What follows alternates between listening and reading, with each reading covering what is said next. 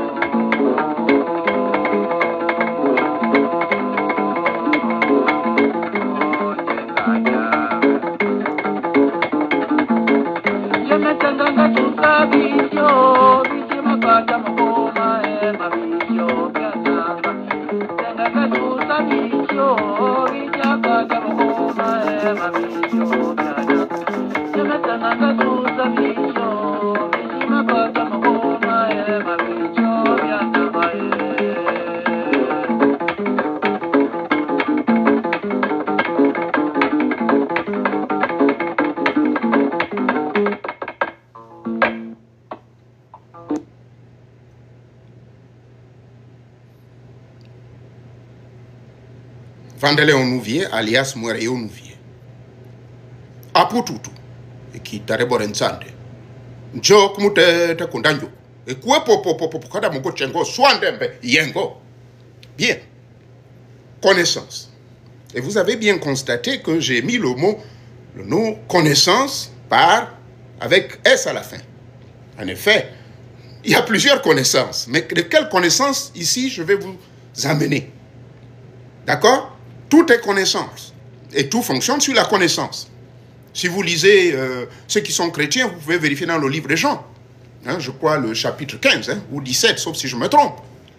Que si vous voulez avoir accès à Dieu, vous voulez comprendre tout de la vie, vous voulez avoir le bonheur, la vie éternelle, le Yeshua des chrétiens dit bien, Yeshua, qu'il faut apprendre à connaître. D'accord? Il a dit, il faut apprendre à connaître qui est Dieu, qui est X, qui est ceci, cela. Donc tout est basé sur la connaissance. Bien sûr que sur cette version de Jean, je ne suis pas d'accord, parce que vous ne pouvez pas d'abord connaître Dieu. Ça dépend dans quel contexte. Chercher à connaître quelqu'un qu'on nous fait croire qu'il est là-bas, ce serait la plus grosse erreur. Il faut d'abord vous connaître vous-même. Et c'est le common sense, c'est-à-dire que tout dans la vie, il faut apprendre à se connaître d'abord. Et quand vous allez vous connaître vous-même, vous verrez que vous aurez accès à pas mal de choses. Vous allez retrouver votre bonheur. Rien que par la connaissance de soi d'abord. D'accord? Nous allons donc nous baser sur cette connaissance de soi. Qui suis-je? Qui suis-je? Ben, quand on pose cette question, mais vous venez d'où? Votre histoire, c'est quoi? Et dans cette question de qui suis-je, on voit son affiliation parentale, on voit son ADN, donc votre histoire de l'acide désoxyribonucléique, c'est-à-dire celle qui vous lie à votre cellule originale. Tous les humains sont venus d'une cellule originale. Voilà, ça vous amène donc droit vers le premier homme. Maintenant, quand ça vous amène droit vers le premier homme, il y a eu ce qu'on appelle la Babylonie. La tour de Babel, par exemple, dont parlent certains écrits, que là, il y a eu la confusion. Donc, cette confusion dans le bon français, organisée, on dira qu'il y a eu ce qu'on appelle une diaspora.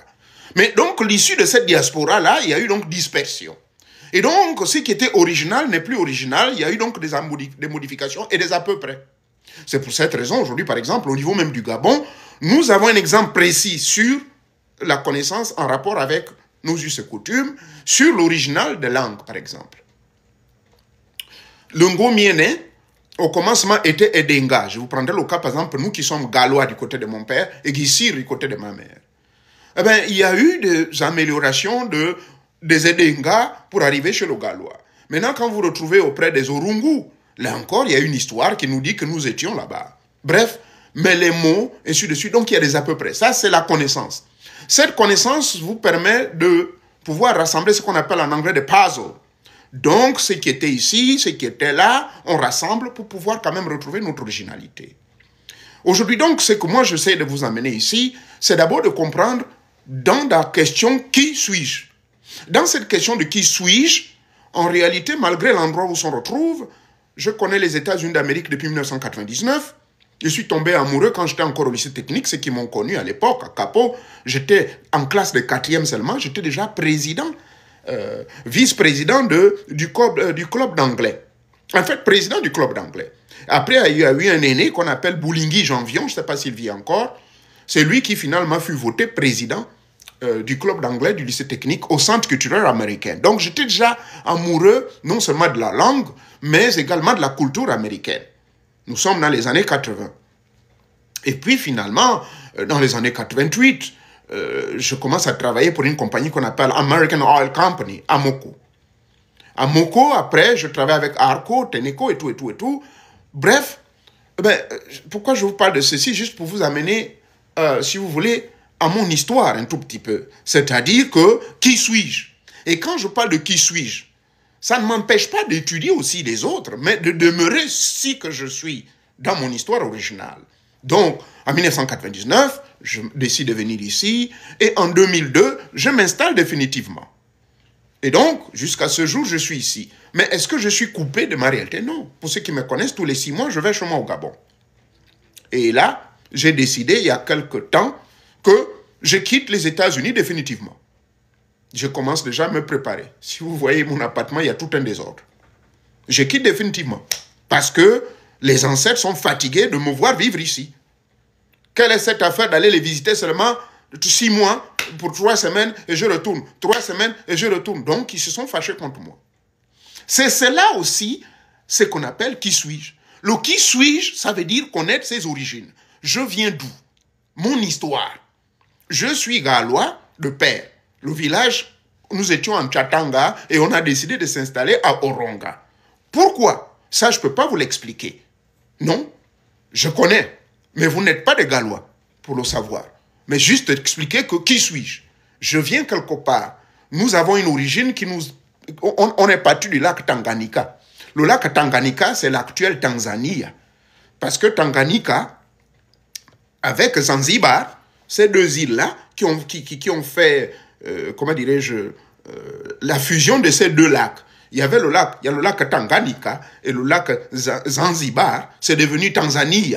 Ce sont les Britanniques qui ont décidé ainsi. Bon, bref, là-bas, je reviens. C'est ça, c'est qui suis-je du côté de mon père. Et donc, nous sommes à Oronga, c'est chez moi, c'est chez mes parents paternels. Et quand j'arrive là-bas, naturellement, mes ancêtres ne peuvent que communier avec moi. Qui suis-je? Ça fait partie de la connaissance. Maintenant, du côté de mon père gallois, nous avons des rites et traditions.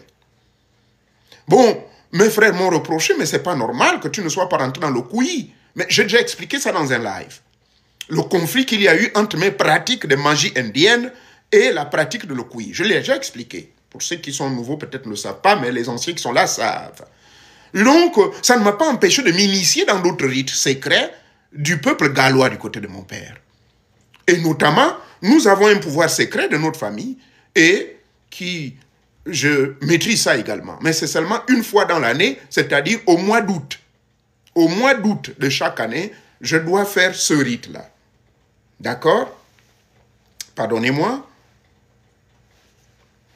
D'accord. Bon, écoutez, je vais vous appeler parce que là, je suis en plein live. Je me suis fixé un objectif parce que j'ai eu tellement de la pression, donc, de la part des auditeurs. Ça veut dire, dans 1 heure, je finis et je vous rappelle, OK, avant d'aller au travail. Vous m'avez saisi?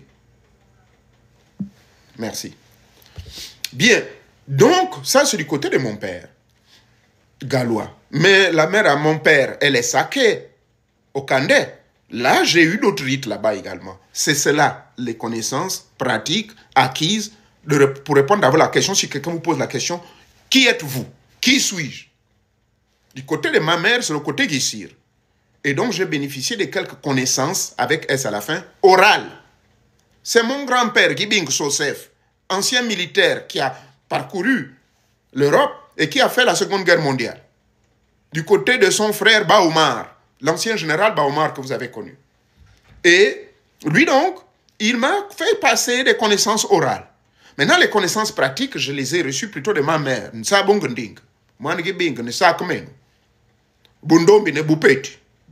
Alors, là-bas également, qui suis-je? Je connais mon histoire.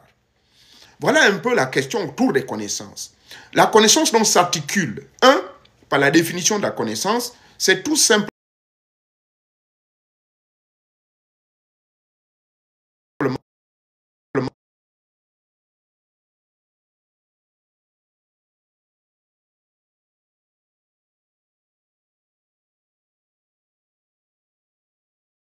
pardonnez-moi. Les gens ne font qu'appeler. Effectivement, parce que je n'avertis pas aux gens quand je fais mes lives sur TikTok. Veuillez me pardonner pour les coupures. Donc, maintenant, sur ces connaissances-là, il y a d'autres sommets de connaissances. Il y a d'abord la connaissance de soi-même. Il faut vous connaître. Vous connaître veut dire connaître vos us et coutumes, connaître votre histoire, connaître qui vous êtes, connaître votre totem, connaître votre coutume, connaître vos dialectes, connaître vos règles de vie, connaître du point de vue sociétal comment vous fonctionnez, connaître le mariage à la coutume, connaître les différentes étapes du mariage traditionnel, connaître. À quel âge on doit être circoncis et pourquoi? Par exemple, chez mes parents, de la mère à mon père, on m'a circoncis au-delà de l'âge de 18 ans. Pourquoi? Il y avait une raison derrière cela. Donc, c'est cela, connaissance. Connaissance veut dire être armé de tout ce qui est outil pour vous permettre d'être un réel homme ou bien une réelle femme. D'accord? Maintenant, le reste de connaissances, ça, vous pouvez les avoir, vous pouvez avoir accès à travers les livres, vous pouvez avoir accès, ce n'est pas interdit de connaître un peu ce que les autres nous disent. Par exemple, derrière moi, j'ai des encyclopédies, j'ai près de, combien d'encyclopédies? Mon Dieu, Dieu seul sait, des centaines d'encyclopédies. Ça, c'est dans la culture générale. Mais cette culture générale va exiger de vous ce qu'on appelle un raffinage. Bon, écoutez, je travaillais à la raffinerie Sogara à l'époque en tant qu'inspecteur de qualité et de quantité. Donc, vous me pardonnerez d'utiliser parfois les expressions pétrolières. Le raffinage, c'est partir d'un produit brut pour partir à un produit fini. Par exemple, dans le raffinage, le cadre du brut, on le prend de l'état brut à l'état gasoil qu'on utilise pour certains véhicules à l'état mogaz, c'est-à-dire l'essence. Et dans l'essence, il y a ceux qui ont l'octane 89, l'octane 92, l'octane 91. Ça, c'est des expressions que nous utilisons dans le terme de raffinage. Et il y a ce qu'on appelle des séparateurs. Donc, ces séparateurs vous permettent de bien séparer les liquides, séparer le gaz, séparer l'huile, afin de passer à plusieurs étages de raffinage. Là, je vous amène à Rabi, où j'ai travaillé comme opérateur dans la production, n'est-ce pas, au niveau de la station centrale et des stations de collecte. Et donc, là-bas, on fait ce qu'on appelle un craquage de 3 étages. Donc, on s'assure de pouvoir avoir le gaz pur à 100%. C'est la même chose que vous devez faire du point de vue de la connaissance. Les connaissances qu'on vous apporte, il faut les raffiner. Et quand je parle de raffinage sur les connaissances, ça veut dire que vous devez faire ce qu'on appelle l'étude de comparaison et le questionnement sur ces connaissances. Est-ce que cette connaissance, est-ce que ce qu'on m'apporte comme information ici qui devient ma connaissance, est-ce que ça peut me servir dans ma vie de tous les jours? J'ai commencé pour le cas des connaissances. Allez-y me suivre la vidéo intitulée « Quel est le rapport? Pourquoi les arts martiaux sont importants dans les arts magiques ?» Quel est le mariage entre les arts martiaux et les arts magiques? Pour ceux qui ne le savent pas, je suis dans les arts martiaux depuis 1974 et je pratique jusqu'à aujourd'hui. Le judo, le karaté-do, le muay thai, le tai chi, le ching kong et le yoga. Voilà, tout ceci, ça fait de moi. Mais pourquoi j'ai choisi ceci, ces 5 voies-là, par rapport aux autres milliers de tas d'arts martiaux? Mais parce que je fais ce qu'on appelle un raffinage. Le qigong, mais parce que ça me donne un rapport avec le yoga. Mais pourquoi le yoga? Mais parce que ça me permet de mieux comprendre comment mon corps fonctionne. Et ça a un rapport avec certaines plantes qu'on m'a fait consommer chez les peuples Benga, Okandais et Sake du côté de la mère à mon père, celle qui m'a élevé, ma grand-mère, ça. Et donc, j'ai vu le rapport. C'est cela les connaissances. Ces connaissances vont vous permettre donc d'avoir ce qu'on appelle le secret acquis ou la vie acquise ou encore une connaissance connaissante. Voilà l'expression. Souvenez-vous, je donne des enseignements sur la connaissance connaissante. Donc, quand vous raffinez donc ces connaissances, vous devenez donc un connaissant après avoir raffiné. D'accord? Est-ce que tout ce qu'on me dit, je prends le cas des religieux, est-ce que tout ce qu'on me dit à l'église, là forcément c'est vrai? Mais vous pouvez faire ce qu'on appelle ce qui est bon. Mais Paul lui-même le dit, je crois dans 1 Thessaloniciens chapitre 5 verset 21, que toute connaissance avec S à la fin, qu'on vous apporte, veuillez prendre le soin de choisir, de prendre ce qui vous convient et rejeter ce qui n'est pas bon pour vous. Ce sont des Béréens. Les Béréens, c'était des cousins un peu proches des Grecs, qui à l'époque, quand vous lirez le livre des Actes des Apôtres à partir du chapitre 2 jusqu'au chapitre 9, avant d'être ce que je suis, j'ai étudié la Bible, qui n'est pas une propriété chrétienne. Donc, Denon vous explique que ces mecs-là, à chaque fois qu'un philosophe venait, parce qu'il y avait beaucoup de philosophes qui venaient, il y avait des philosophes indiens, grecs, et tout, d'où le Yahshua, qui n'est pas le même qu'on parle de la Bible, le véritable Yahshua était lui-même initié dans des rites indiens à l'époque, puisqu'il avait accès aux connaissances de Krishna et autres, puisque Krishna exista au 8e siècle avant Jésus-Christ. On parle de Bodhidharma, Dharma, Bodhisattva, Bouddha, celui qui eut l'illumination. Mais toutes ces connaissances ont été rattrapées avec l'espace et le temps, et à chaque époque, il y a un révolutionnaire. Il y a quelqu'un qui viendra révolutionner. Je prends le cas de Bruce Lee, celui qui a révolutionné les arts martiaux. Il a créé ce propre style il a créé un style qu'on appelle le Jeet Kune Do. Mais le Jeet Kune Do, c'est un mélange de judo, d'aïkido et de la boxe chinoise qu'on appelle Kung Fu. D'accord? Du Kung Fu Shaolin du Nord. D'accord? Il a fait cette synthèse et il a créé son Jeet Kune Do. Intercepter la technique. Avant que l'adversaire ne bouge, vous l'avez déjà intercepté. Mais qu'est-ce que lui, il a fait? C'est un peu, il a utilisé les sciences du mental. La science du mental, c'est quoi? C'est le contrôle et la maîtrise de tout ce qui est psy. Mais quand vous avez maîtrisé tout ce qui est psy, c'est-à-dire les sciences psychiques, psycho, psyché, veut dire tout ce qui est à l'intérieur, la capacité de deviner à l'avance comment l'autre va réagir. De deviner à l'avance, c'est que le coup qui va sortir. Donc, toutes ces connaissances ont fait en sorte que ce mec crée son style qu'on appelle Jeet Kune Do. Et il en est de même dans les connaissances. Quand vous avez acquis donc toutes les connaissances, le cas de Bruce Lee, ces connaissances l'ont transcendé. Donc il est devenu inconnaissant par rapport à ces connaissances. Donc ce que moi j'appelle Moréo Nouvier, ce que j'appelle la connaissance connaissante, mais c'est une connaissance que vous avez d'abord bien raffinée. Je reviens sur mon expression ancien pétrolier pendant 18 ans dans le monde du pétrole. Je travaille dans les raffineries, dans la production, inspecteur qualité-quantité. J'ai étudié tous les livres, tous les chapitres des ASTM, American Society of Testing and Materials, les AFNOR, des Français, tout ça en 18 ans. J'ai étudié. Donc, je comprends le terme raffinerie. Et donc, j'ai raffiné de l'état brut de la connaissance qu'on m'a amené jusqu'à l'état fini. C'est ainsi que je peux prendre la perméabilité, ce qui me permet donc de mieux être ce que je suis en tant qu'être divin, créé à l'image du Dieu suprême. Or, le Dieu suprême, il est au-delà des croyances populaires, il est au-delà des sectes, il est au-delà des religions. Les religions sont simplement des méthodes que l'homme a inventées pour chercher à se rapprocher du supra-humain ou du super-idéal. Donc, cette connaissance, donc, je les ai raffinés et j'ai fait ce qu'on appelle la connaissance connaissante. Donc, la connaissance connaissante, ce sont des connaissances finalement que vous avez raffinées. Et après ce raffinage, vous les avez testées. Et une fois, après avoir testé, ça vous a transcendé. Voilà ce qu'on appelle la connaissance connaissante.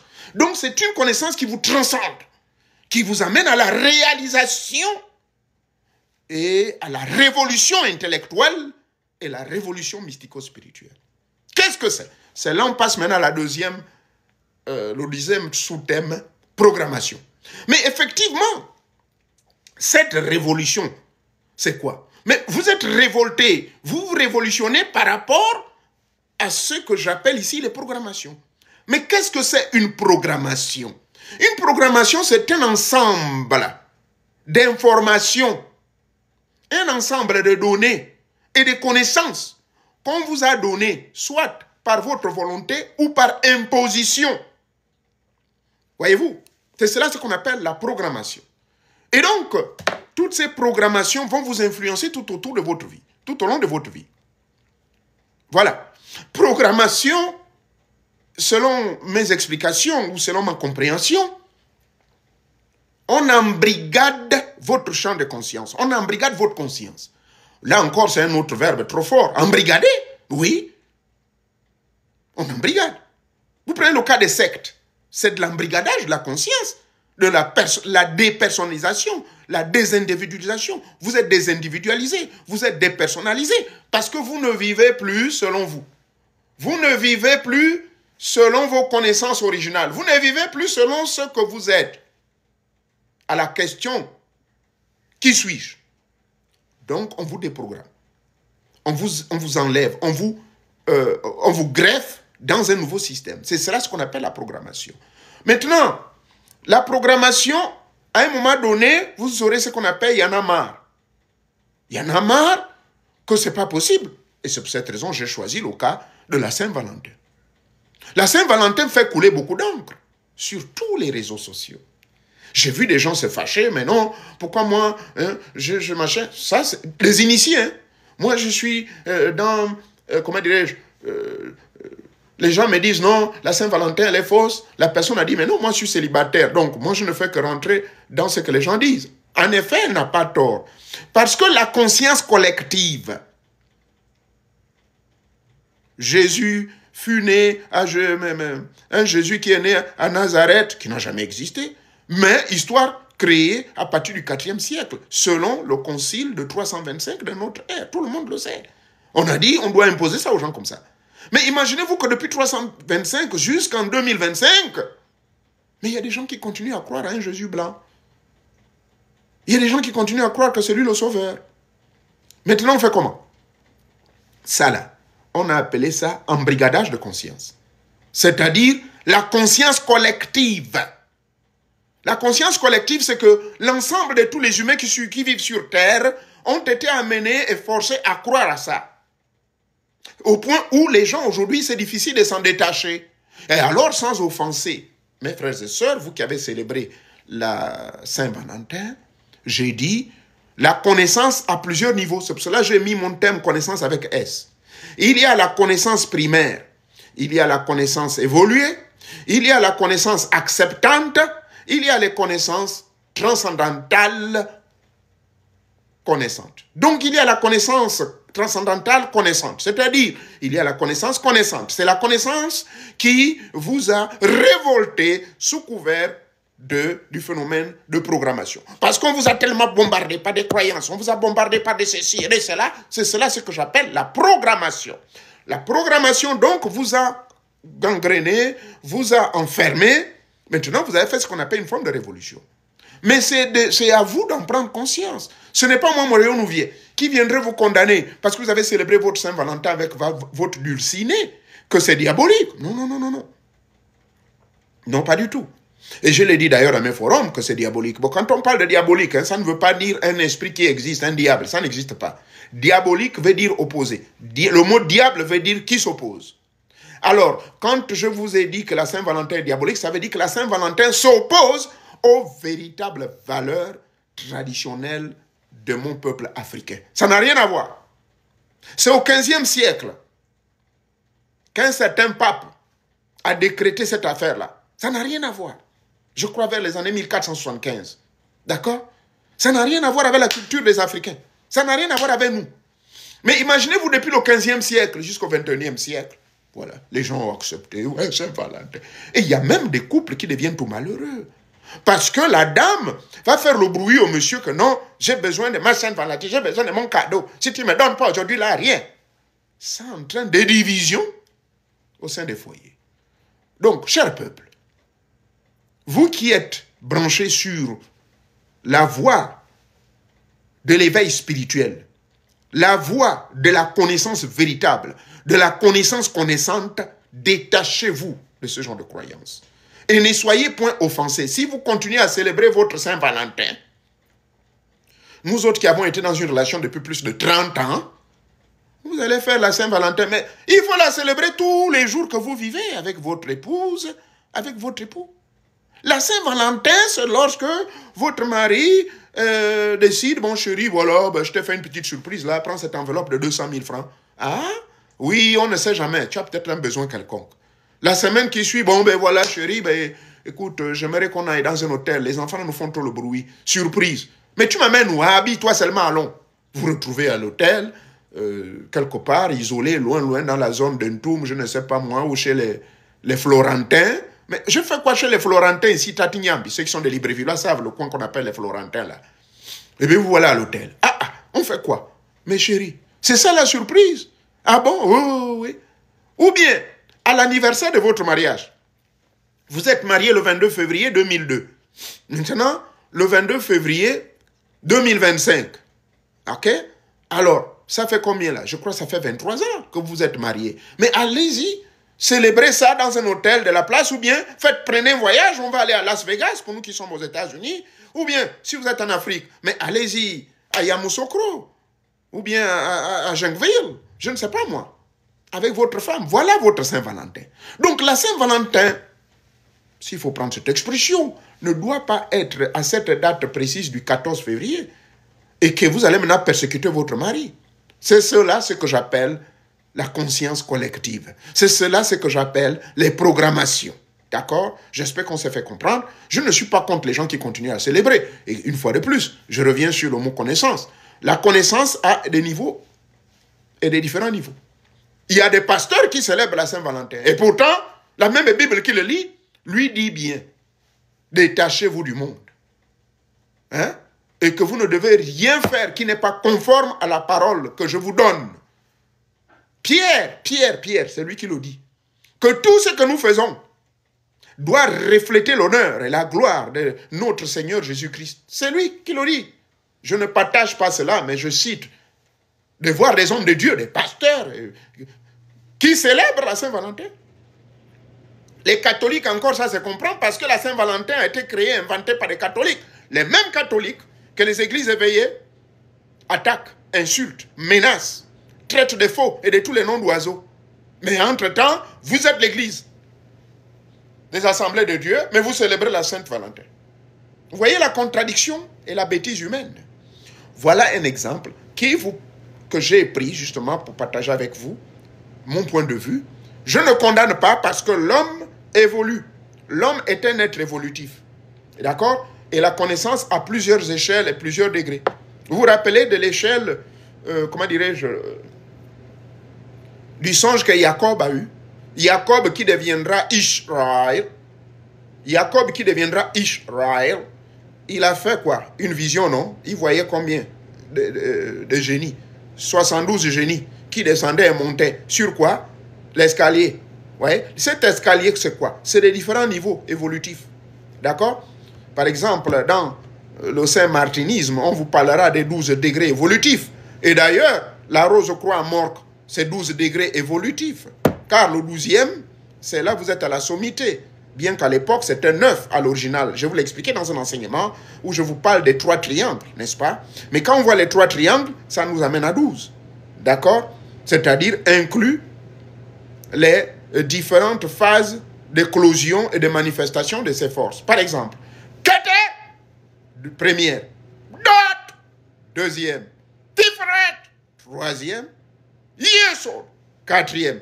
Maintenant, quand vous multipliez 4 par 3, ça vous fait quoi? Sans pourtant nous tromper, ça nous amène à 12, n'est-ce pas? C'est ainsi que certains initiés d'alors ont conclu qu'il faudrait qu'on amène à 12. Mais en réalité, à l'original, c'était 9. Pourquoi 9? Mais parce que sans les manifestations, sans le condensé, sans le flatlux des Keter, Da, Tiferet, Yesod, eh bien, on a le premier triangle qui part depuis Keter, Bina, Homa, le triade supérieure. Hein? Ensuite, nous avons Homa, Yese et Tiferet, et nous avons Yo, Netza, Yese, Yod, le triangle inférieur, triangle supérieur, triade, ça fait un triangle, deuxième triangle, troisième triangle, ça fait 9. Et donc, dans cette évolution toujours, vous verrez que tout est toujours degré et évolution et échelle des connaissances. Donc, la connaissance a divers degrés. D'accord? Jacob, celui que vous appelez Jacob, là, dans son rêve, il a eu cette échelle de 72 degrés. Donc, ça veut dire quoi? Eh bien, là, il y a eu une application par rapport à la connaissance ésotérique pour nous faire comprendre que la connaissance a plusieurs degrés. Pour arriver au degré de... par exemple, vous êtes apprenti, néophyte. Après, vous allez passer au deuxième degré. Vous êtes maintenant un compagnon. Vous accompagnez. On vous dit, fais ceci, tu fais cela. Après, maintenant, vous passez au degré. Et même dans le compagnon, vous avez près de 12 degrés à l'intérieur. Au premier degré, là, des néophytes, vous avez 12 degrés. Et ensuite, vous avez au troisième degré de maître, vous avez ici 12 degrés. Enfin, quand vous faites les calculs, ça vous amènera à 33, voire 36. En réalité, là, je vous amène dans la franc-maçonnerie, par exemple, il y a 36 degrés à l'original. Mais aujourd'hui, on découvre qu'il y a 33. Bon, parce que 33, c'est en fait 6. Pourquoi? Parce que 6, c'est un travail d'accomplissement. Mais ce travail, un travail de réalisation, pas d'accomplissement.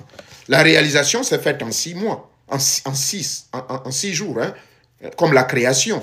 Mais maintenant, le nombre 8, c'est quoi? Mais c'est le nombre 8, c'est ça, l'accomplissement. Le mariage entre le haut et le bas. Et le 9, c'est le 9 qui va vous permettre maintenant de vous orienter vers la réalisation totale. Et le 10, enfin, qui est mon nombre favori, c'est la réalisation absolue. Parce que vous êtes un à l'intérieur du tout. Et c'est ainsi que vous êtes le microcosme dans le macrocosme. C'est toujours les mêmes connaissances que je répète tous les jours pour vous faire comprendre que, me résumer, les connaissances, ne soyez pas choqués quand un initié sort un bon matin et vous dit... Par exemple, mon fils, le chocolat, parlait de cette affaire de Saint-Valentin. Les gens l'ont traité de fou. Mais moi, j'ai sorti aussi une vidéo où j'ai dit, c'est diabolique. Oh, comment maître, vous avez parlé du mot diable dedans. Mais le diable n'existe pas. Diable veut dire opposé. Prenez vos dictionnaires. Ouais. Satan, le diable, veut dire opposé à un projet. Opposé à la véritable connaissance. Donc, quand certaines personnes disent que... par exemple, la Noël est diabolique, ça ne veut pas dire que c'est le diable. Le diable n'existe pas. C'est l'homme qui crée ces concepts-là. Mais diable veut dire qui s'oppose, c'est cela. Donc, diabolique, quand on vous dit que la Saint-Valentin est diabolique, ça veut dire simplement qu'elle s'oppose à la véritable connaissance connaissante. Elle s'oppose à qui vous êtes dans votre essence divine, originale, adénique. Parce que, Moréon nous vient. Il a une histoire de par son père, Doumaraounou, il vend de lait, ni Gongo, ni Sanjia, et Akalikewana Mumba. Et du côté de sa mère, il a une histoire de Nsabung,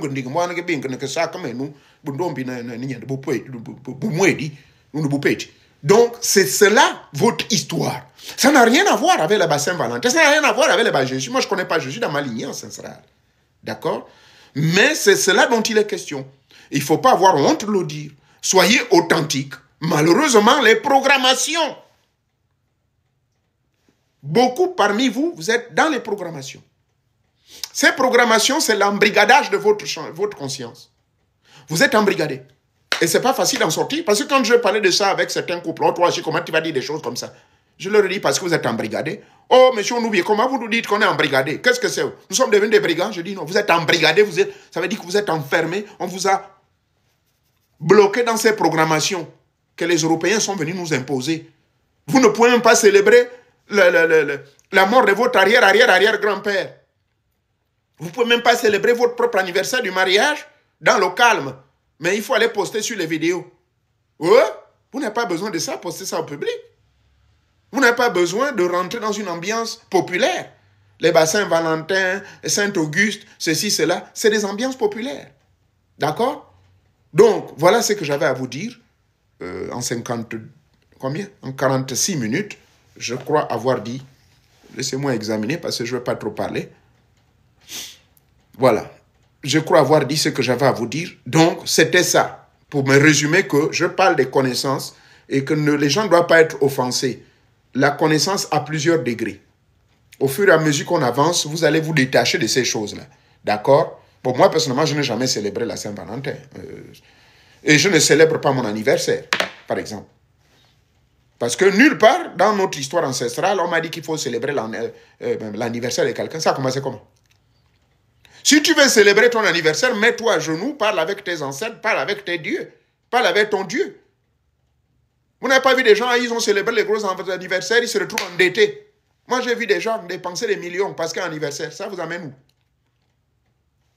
Fais ton bruit avec ton Dieu, parle, mets-toi à genoux. Moi, je ne célèbre pas des anniversaires. Non, c'est interdit dans ma vie. Pas d'anniversaire. Pas d'histoire de fêtes populaires. Noël, Pâques, conneries à gauche, à droite. Non, pas du tout. Je ne crois pas à toutes ces conneries. Mais le contact permanent que je vais à la racine auprès de mes ancêtres tous les 6 mois au Gabon, ça me permet... Bon, avant cela, j'avais déjà certaines connaissances. Malheureusement, beaucoup sont partis. Ils nous ont quittés. Ma tante, Marie-Caille Onouvier, la première fille de Georges Onouvier, elle nous a quittés, elle avait 96 ans. C'était ma grande... comment dirais-je? Mon grand guide. C'est elle qui m'a amené en plein dans toute l'histoire des Onouviers, où ça a commencé. Toutes les informations qu'on m'a données, m'a même dit, non, il ne faut même pas en parler au public. Ça reste le grand secret de la famille. Donc, cette mamie-là, elle était prêtresse de l'église du christianisme céleste à Port-Gentil. Elle s'appelait Marie-Caille Onouvier. Les gens la connaissent. Et donc, depuis que je l'ai perdue, je n'ai plus vu quelqu'un. Bon, il y avait le vieux Ogola, à l'époque. Il y avait le vieux Vivio, qui vivait, il n'est plus de ce monde. Bon, il y a pas mal de personnes aujourd'hui que je peux approcher, mais c'est triste. Bon, il y a tante Émilienne, l'une des filles du vieux Rérambia, le cousin à mon papa, à mon grand-père autant pour moi, qui a été ici une bibliothèque pour moi. Mais en fait, je parle ici parce que c'est ça, ce qu'on appelle avoir accès, des connaissances de chez vous. Côté de mon père. Du côté de ma mère, bon, c'est maman. Maman vraiment m'a apporté beaucoup d'informations. Et ma défunte grande sœur, bien qu'elle était jeune, mais elle m'a amené beaucoup de choses. Ça, comme nous. Elle m'a appris beaucoup de choses, l'homonyme de ma grand-mère. Bref, alors, restez attachés à vos connaissances originales. La connaissance originale veut dire les connaissances de chez vous, qui vous êtes. Connaissez votre histoire. Arrêtez de vous embarquer dans des conneries, pardonnez-moi l'expression, de vous embarquer dans ces choses que on appelle ça des choses populaires, quoi. La conscience collective. Ne soyez pas emportés par le vent de la conscience collective. Non. C'est des égrégores qui vont vous faire du tort. Et à l'issue desquels vous allez être fauchés. Moi, j'ai vu des couples, maintenant, là, la Saint-Valentin est passée, les gens sont allés s'endetter, prendre des découverts à la banque, à la BICIG. Il est allé prendre un découvert. Oh, est-ce que je peux avoir un découvert de 400 000? Parce qu'on va aller babler la petite là-bas à l'hôtel, je ne sais pas où. Alors que ta propre femme, elle est là, il n'y a rien. Il n'y a même pas à manger à la maison. Hein? La fleur, oui, ce n'est pas interdit d'offrir la fleur. Mais je le répète, ce n'est pas la Saint-Valentin, vous devez donner la fleur à une personne. Non, non, non, non. Vous attendiez Saint-Valentin pour prouver le véritable amour. Je le répète, pour ceux qui ont fait plus de 30 ans dans une relation, est-ce que vous allez attendre à chaque fois la Saint-Valentin? Non. Donc voilà mon point de vue. Maintenant, ceux qui continuent à célébrer, pardonnez. Parce que, je le répète, les connaissances, chaque connaissance a un niveau. Voilà, j'en ai terminé. Bon, maintenant, s'il y a des gens qui veulent venir poser des questions, vous êtes libres de rentrer. Sinon, j'en ai terminé.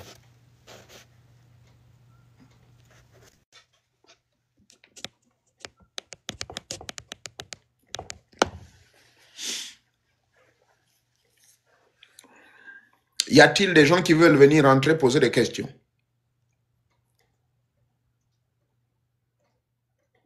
Je pose encore la question.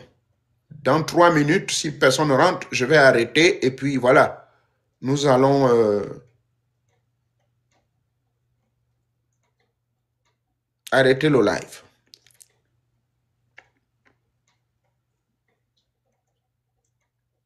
D'accord. Tout le monde a dit ici que ça a été clair comme la roche. Merci beaucoup. Mais il y a quand même des gens qui veulent rentrer. Je constatais une deuxième personne. La première personne, elle, a un problème de connexion. Fermez votre micro, s'il vous plaît. Samuel Boga, vous pouvez fermer le micro. Bon, veuillez fermer votre micro. Merci. C'est clair comme la roche. Ok, moi j'ai une question, c'est concernant les anges déchus. Que voulez-vous savoir sur les anges déchus, s'il vous plaît? Que voulez-vous savoir sur les anges déchus? Ça, c'est ange-là, c'est le mot des blancs. On appelle les génies déchus. Dans la Kabbale, on les appelle les génies. Chez nous, dans nos rites traditions africaines, on appelle les génies. Il y a des génies déchus, il y a des bons génies. Bon, maintenant, selon la version biblique et Kabbale, s'il vous plaît, fermez le micro. Fermez le micro, Samuel. Merci. Donc, ange dessus, que voulez-vous savoir? Tout le monde connaît l'histoire populaire décrite par les écrits de la Pentateuque. La Pentateuque nous explique que au commencement de l'histoire, il y avait ce qu'on appelait des messagers. Et ces messagers, ce n'étaient autres que des génies, c'est-à-dire ce que vous appelez les anges. Et dans la catégorie des esprits de l'au-delà ou des anges, il y en a plusieurs. Hein. Il y a dans le langage grec et le langage hébraïque, on les appelle les chérubins, les séraphins, comment dirais-je, ils sont de plusieurs catégories. Maintenant, ceux-là dont on parle ici, c'était simplement des messagers. C'est des ambassadeurs, voilà, des ambassadeurs, si vous voulez. Et ces ambassadeurs, qui étaient des messagers divins, faisaient des va-et-vient entre différentes planètes et différentes dimensions. Maintenant, le langage terre-à-terre de la Bible, dans le livre de Genèse, je crois, nous dit qu'ils venaient auprès des hommes. Et ça existe jusqu'à ce jour. Jusqu'à ce jour, ça existe. Quand je parle, je fais certains gestuels et tout, je veux me connecter avec les miens. Je veux me connecter avec mes génies. Et donc, ces génies vont m'inspirer, vont me protéger, vont me faire passer des messages pendant que je parle. Parce que moi, je ne me prépare pas du tout. D'accord? Et c'était leur rôle. Malheureusement, avec le temps, sur votre question des anges déchus, ils sont tombés amoureux des femmes. D'accord? Et quand ils tombent amoureux des femmes, et ils ont fait quoi? Ils ont forniqué. Et quand ils forniquent, ils vont faire des enfants. Et quand ils vont avoir des enfants, ces enfants, on les appelle des néphilim, des géants, dira-t-on. Mais dans le langage ancien de l'Égypte antique, on les appelle des humanoïdes. Selon Platon et selon Pythagore, il en parle. Humanoïdes. L'humanoïde, c'est un être supra que les humains appellent aujourd'hui peut-être les extraterrestres, qui existent d'ailleurs, hein, puisque le livre de l'Apocalypse, à partir du chapitre 9, en parle. Qu'il y aura un moment où des êtres venant d'ailleurs vont venir envahir la planète Terre à cause des bêtises de l'homme. Les extraterrestres. Donc, ces mêmes anges déchus, ce sont ceux-là qu'on appelle les extraterrestres. Ce sont ceux-là que malencontreusement, dans le livre de Jude, on les appelle des démons. Mais je ne suis pas trop d'accord sur cette définition. Parce que le mot démon, ça n'a rien à voir avec la définition religieuse. On ne va pas aller loin là-bas. Anges déchus, ce sont les anges qui étaient au service de Dieu pour apporter des messages auprès des hommes, des intermédiaires entre le monde des lumières et des ténèbres, pour en vue d'apporter la lumière. Malheureusement, ils ont chuté à cause du sexe. Ils ont baisé femmes sur terre. Et en baisant femmes, c'est pour cela qu'on vous prévient qu'il faut faire attention. Le sexe de la femme, c'est la porte de mort et la porte de la vie. Et quand vous êtes un véritable initié des grands mystères, exploitez le sexe de la femme par les 3 triangles qui s'y trouvent afin d'avoir la vie. Parce que les 3 triangles qu'on retrouve sur la Kabbale originale, rappelez-vous, la triade supérieure, le deuxième triangle qui se manifeste sur Tiferet, le troisième qui se manifeste sur Yesod, avant de donner la matérialité. Et d'ailleurs, Yesod est connecté avec votre pénis pour donner la vie qui est connectée avec la lune. Et tout ceci pour vous dire dans cette grande scientologie que les anges dessus là, c'est ça qui les a fait tomber, c'est le sexe. Et donc, malheureusement, si je vous amène l'eau encore, ce sont eux qui vont devenir des humanoïdes plus tard après le fameux grand déluge pour faire disparaître la méchanceté des enfants qu'ils ont créés avec les humains. Ces enfants procréés à partir de rapports sexuels entre un être de lumière et un être humain va créer des enfants qui existent jusqu'à aujourd'hui au nord du Pakistan, en Afghanistan, on les trouve là-bas, on les appelle des géants. Et le fameux géant Goliath en faisait partie de ces derniers. Ils existent jusqu'à ce jour. Des gens qui mesurent jusqu'à 10-15 mètres de hauteur, de taille. Ils existent. On les trouve même chez nous en Afrique. Au Kenya, ils sont nombreux. Sauf qu'au Kenya, ils sont très gentils, ils ne menacent pas les gens. Mais par contre, ceux qui sont au Pakistan, ils ont même mangé cassé des hélicoptères américains à la guerre, je crois, de l'Irak. Je n'invente rien, vous pouvez taper sur YouTube, vous chercherez, vous trouverez.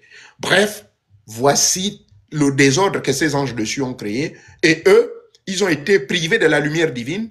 Ça, c'est selon comment dirais-je, la Torah, les Juifs, ils nous expliquent qu'ils ont été privés de la lumière divine. Donc Dieu a dit non, vous ne pouvez plus revenir ici, restez là-bas. Et quand ils sont restés, ils ont été envahis, puisqu'ayant les pouvoirs, Dieu ne leur a pas, my gosh, Dieu ne leur a pas arraché les pouvoirs. Ils ont gardé leur pouvoir, et c'est ainsi que vous voyez ces extraterrestres qui vivent dans des superbes royaumes bien construits au centre de la Terre, à 50 000 km du centre de la Terre, ils ont leur royaume. En Sibérie, ils ont leur royaume. Ici, là, au niveau de l'Amérique du Nord, dans la zone du Canada, quelque part, ils ont leur royaume. Dans le Groenland, que les Américains veulent arracher aux pauvres gens, ils sont là-bas également. Hein? Dans la zone de Utah, les Américains ont construit un grand centre de rencontre avec les extraterrestres, donc ces anges dessus. Vous voulez que je vous amène loin, loin, loin? Il y a des choses qu'on ne peut pas dire ici. Bref, voici ces anges dessus. Et c'est également les sirènes que vous voyez là. Ce sont ces sirènes que vous voyez qui ont des pouvoirs surnaturels, hein, de machin. Et ça fait partie de ces anges dessus là. Certains ont été transformés en sirènes, en grenouilles, d'autres ont été transformés en criquets géants. Il y a des planètes où on trouve des criquets géants qui pèsent jusqu'à 5 tonnes. Les histoires des Paramount là, ou bien de Hollywood qui le montrent, ils n'inventent rien. Ils sont rentrés dans des archives secrètes qu'on trouve au Tibet. Eh oui, on les trouve au Tibet et dans l'Égypte antique. Ils ont arraché toutes les grandes connaissances, les ont collectées. Et nous autres, heureusement, connaissant leur langue aussi, moi j'ai eu accès à ces connaissances. Voilà la réponse à votre question. Merci beaucoup. Alors, me contacter, mais mon Dieu, me contacter, il faut pouvoir être dans mes forums là-bas. On vous donnera mes contacts. Vous pouvez me contacter. Donner la connaissance à l'homme. Bon, je ne sais pas si c'est une question. Je réponds d'abord sur les questions d'écran. Mais il faut rentrer, venir poser la question comme Samuel. Allez, Samuel, je vous écoute. J'écoute votre question. Allez-y. Bonsoir, grand maître. Bonsoir, papa. Bonsoir.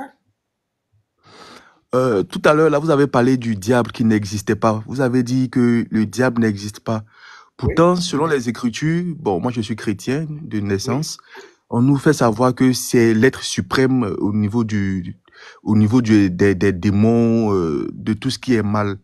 Je pense que si on a plus de connaissances à ce sujet-là, ça va vraiment détendre la psychose concernant le diable.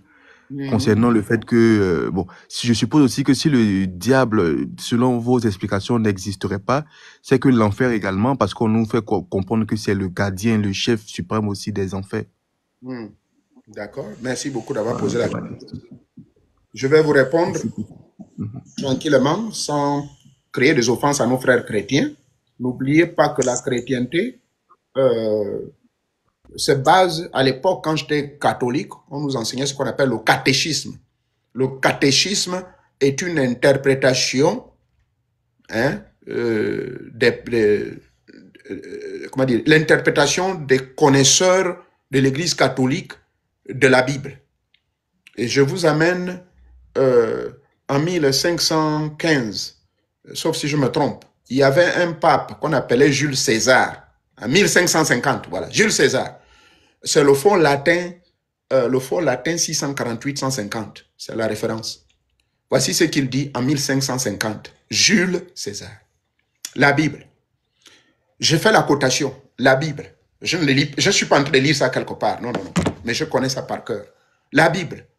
Voici un livre qui a créé du tumulte. Voici un livre qui va créer la division.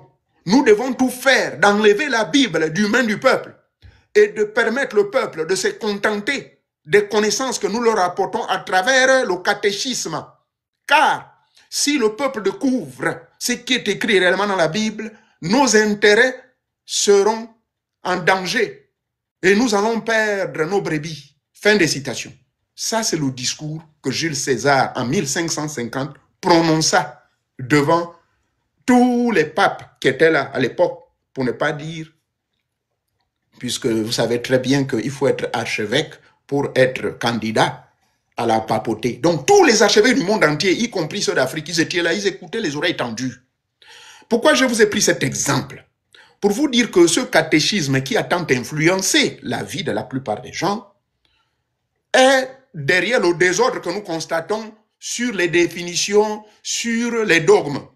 Un dogme ou une doctrine est une connaissance qui a été apportée par un leader philosophique ou philosophal ou bien religieux qui, à son avis, quand il a atteint une certaine connaissance, interprète.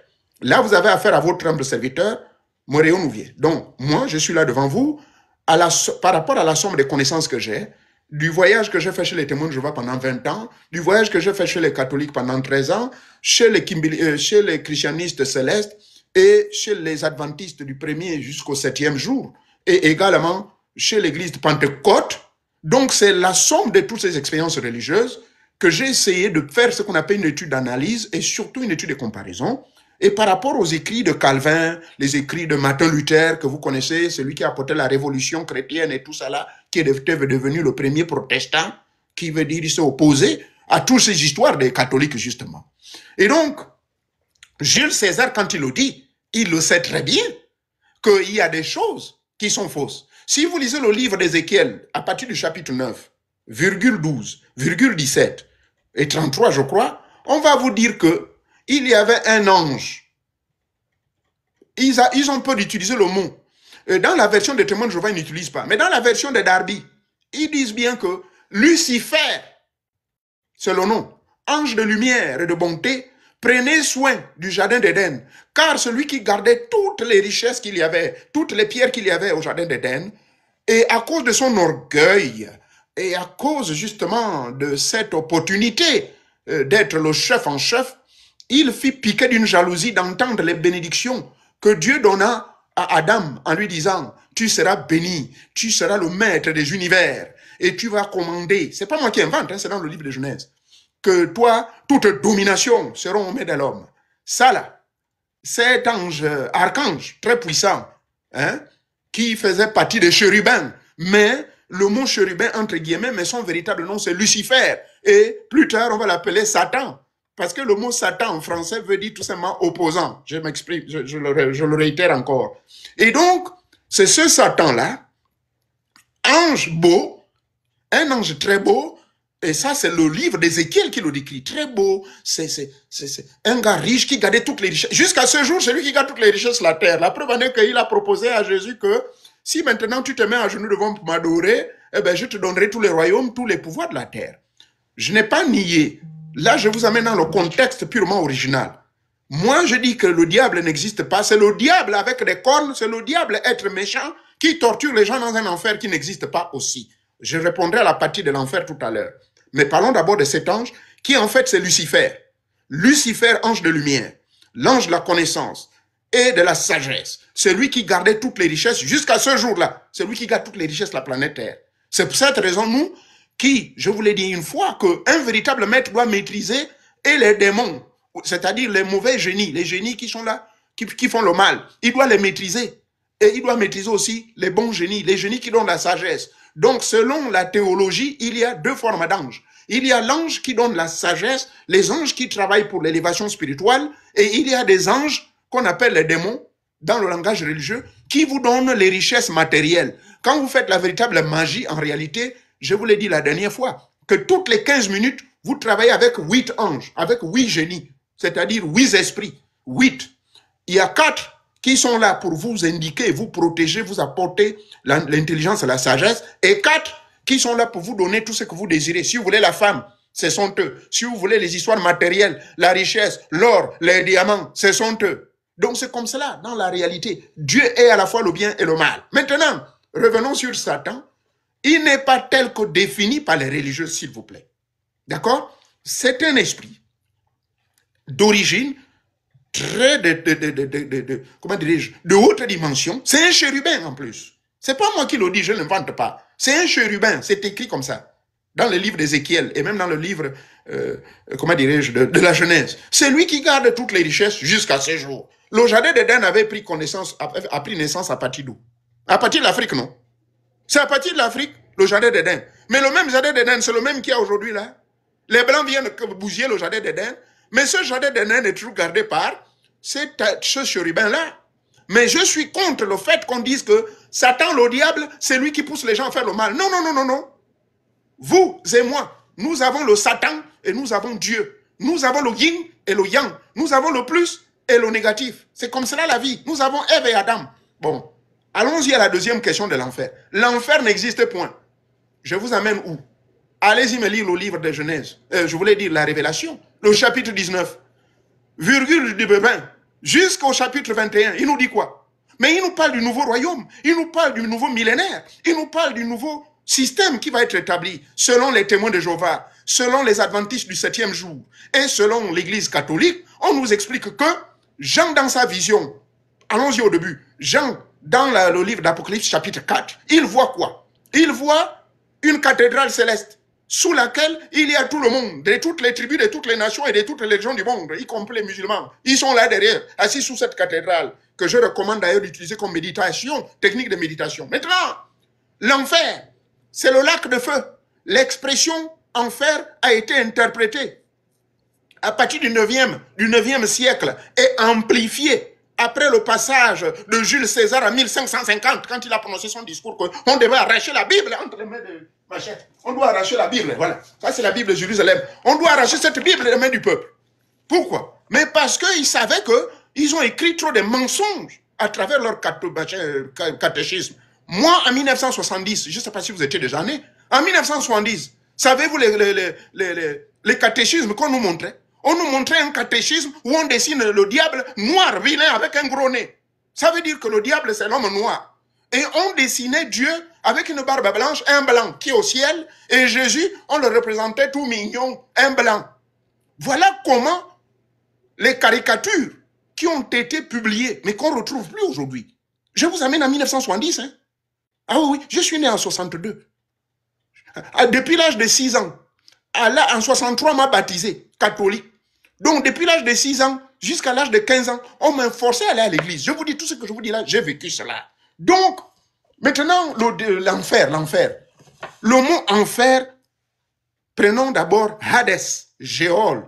Hadès et Géol. Mais c'est le tombeau. Quand tu meurs, tu vas dans le Hadès. Mais les Grecs, là, quand ils ont interprété avec l'influence des catholiques, moi, je ne sais pas ce qui leur est monté dans la tête. Ils ont dit maintenant enfer. Mais comment toi, on t'enterre dans l'enfer? Mais comment le Jésus, on nous dit, il est descendu aux enfers pendant 3 jours. Mais il devait être brûlé là-bas. Son frère Lucifer, donc, devait bien l'incuber ou le brûler. Mais vraiment, bref, l'enfer, le mot enfer a été interprété à partir du mot lac de feu. D'accord? Dans le livre de l'Apocalypse, je vous donne les références, allez-y lire ça. On nous dit quoi?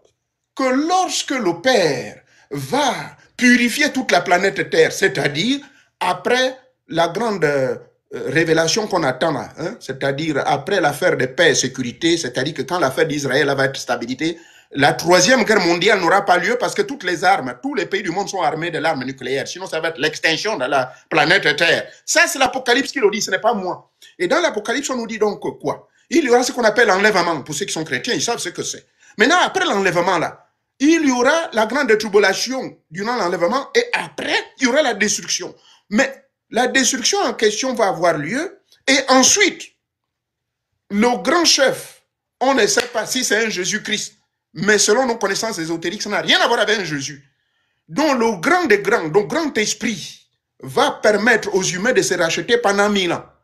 Et ça s'appelle le règne millénaire. C'est selon les témoins de Jéhovah qui le disent, et nos amis des Pentecôtes, n'oubliez pas.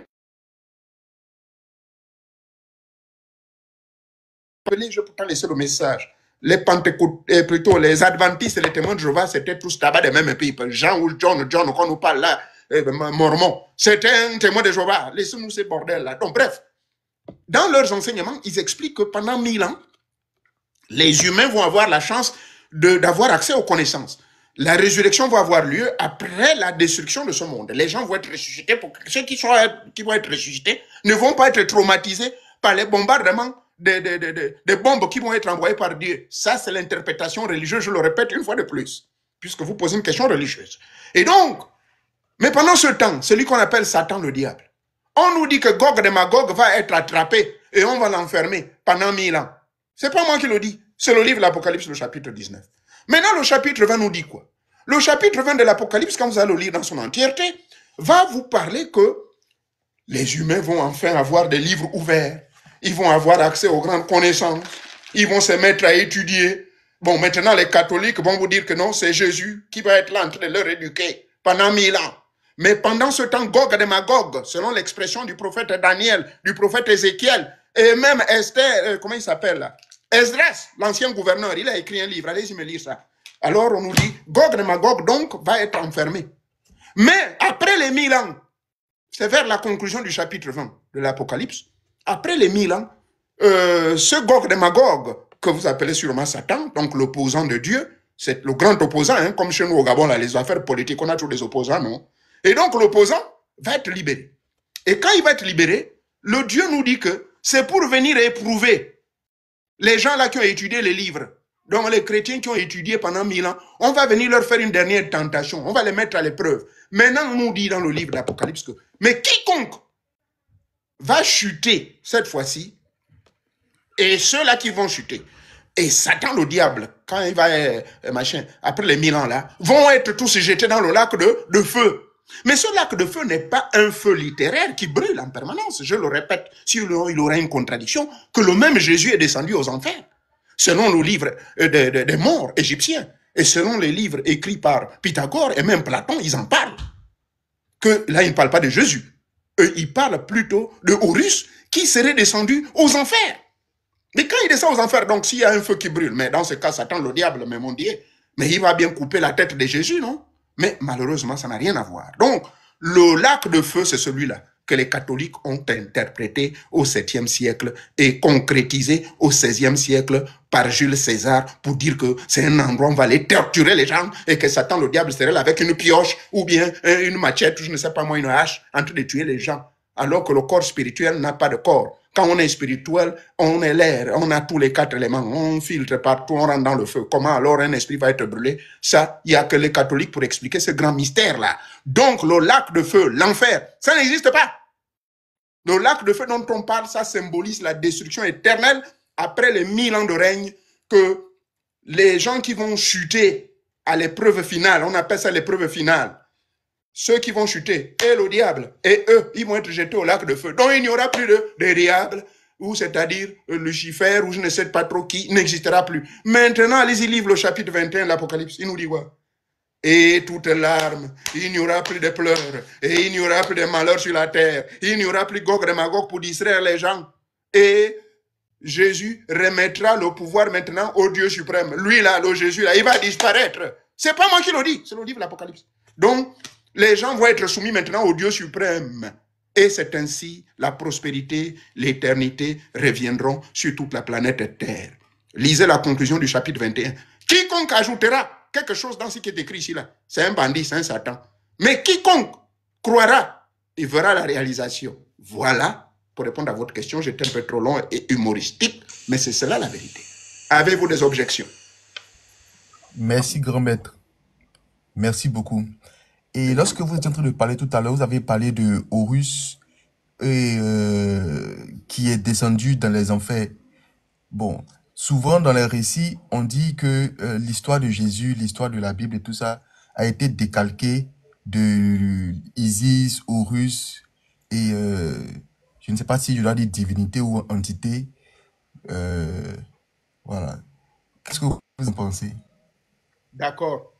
Horus serait l'enfant de Isis et Osiris. D'accord? Isis. Isis, c'est vrai, il y a eu un calcage.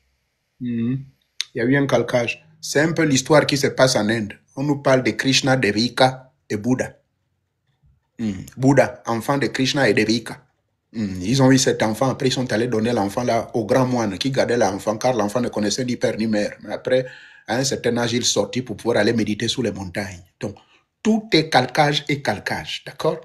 Horus, c'est celui-là que les gens ont appelé, dans l'actuelle tradition des églises ou quoi, un Jésus. C'est-à-dire qu'il leur fallait quand même calquer une histoire pour mieux fonder leur invention. C'est ce que je peux dire.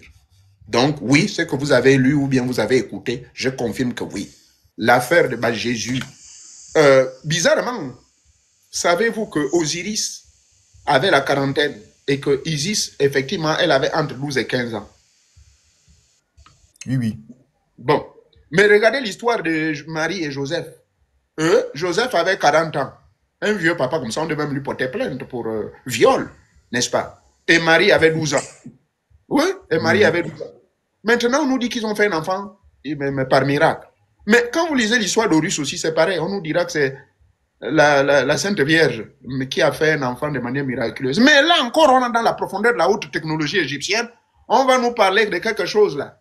Vous, les enfants, vous êtes encore à l'école, la tête commence à vieillir. Mais j'ai lu ça il y a près de 40 ans. Quelque part, in vitro. Vous avez entendu parler de quelque chose qu'on appelle in vitro? Oui, oui. Fécondation in vitro. Ah ah. Maintenant, il y a des écrits égyptiens qui nous disent que non, l'affaire d'Horus, là, c'était in vitro. C'est pas évident que c'est l'Esprit de Dieu qui serait pompé là-bas, machin. Donc, Osiris, d'abord, il était enfermé quelque part, mais après, on nous dit non, il n'était plus enfermé. Bon, voyez, il y a même des contradictions. Bref, oui, ce n'était que copie. Ben, là, vous m'amenez trop dans ces histoires-là, on risque de rester là pour toujours. Autre question, ceux qui sont en bas. Merci bien, Voilà. je descends. Bonne journée. Je vous en prie, je vous en prie. Bon, voilà quelqu'un qui confirme ici que oui, toutes ces histoires-là, c'est pour accepter des bêtises. Merci beaucoup, en effet. Le problème, comme je l'ai dit, vous avez vu mon thème, hein, connaissance et embrigadage de conscience. Les connaissances, il faut les contredire, il faut faire l'étude de comparaison, d'accord? Il faut faire des recherches. Nous avons le privilège qu'ici aux États-Unis, par exemple, mon Dieu, on a la plupart des meilleures universités. Ils sont allés prendre tous les documents de la mer morte, là, qui avait été découvert en 1948. Ils ont amené ici. On découvre même que non, l'histoire de Jésus là est calboignée. On découvre même que Jésus, donc, il avait une femme. Et cette femme, c'est Marie-Madeleine. Euh, comment il s'appelle? Denvici, ou comment il s'appelle le gars là? Denvici, l'italien là, hein, au XVIe siècle, nous a sorti un tableau, mais qui a effrayé toute l'église catholique. Il a failli même, il a été poursuivi même. Bref, donc, toutes ces histoires, comme le dit l'auditeur en bas, ce ne sont que des bêtises pour distraire l'homme. C'est pour cette raison, il faut sortir de ces il faut vous déprogrammer. Et c'est cela l'objectif de nous autres qui venons ici. Denvici, merci beaucoup, Denvici. Il faut le code d'Enviti. Il y a même un film américain qui a eu du succès sur cette affaire, basé sur une histoire vraie. Donc, c'est pour cette raison que je vous ai parlé de connaissances et de programmation. La connaissance vous libère, Léonard de Vinci, et je vous ai parlé de programmation. Donc, les programmations ont pour objectif d'embrigader votre conscience. Elles ne vous donnent pas la liberté de vous développer, de vous épanouir et de vous élever spirituellement. On vous met esclave des croyances populaires. D'accord? Et c'est cela, justement, qui est le véritable danger. Qu'aujourd'hui, nous qui sommes sur ces petites connaissances, on essaye de vous amener un peu à une prise de conscience individuelle. Veillez à avoir cette prise de conscience individuelle et euh, rentrer dans la grande connaissance. D'accord? Nous devons sortir de cette maladie. Merci beaucoup. Allez-y, celui qui est en bas, la Spirit, Man Oui, 77. I don't know, do you speak English or just French? I speak French. Oh, okay. So you're more Okay, comfortable in French, right? okay. Right. Bonjour papa, Allez-y, posez j'espère que votre vous allez question. bien. Oui, je vais très Bonjour bien, tout le merci. monde. Hmm. Ah papa, moi je vous ai écrit même, j'ai un problème qui me tracasse depuis plus de 5 ans. J'ai mal au ventre, j'ai des maux de ventre que les médecins n'arrivent pas à voir. Et j'ai des maux de gorge atroces. Même quand je parle, c'est comme il y a une odeur qui sort. Même des fois, l'odeur, ça envahit mon corps. Je peux pas rester, on peut pas rester comme ça avec tous les autres. Ça sort, quoi. Donc, j'ai essayé toutes les méthodes possibles. Je sais même plus quoi faire. J'ai fait des sacrifices. En fait, j'étais en train de réfléchir. Qu'est-ce que je dois faire actuellement? Parce que je suis en France, ça bousille toute ma carrière professionnelle et tout ce que j'entreprends, ça va pas.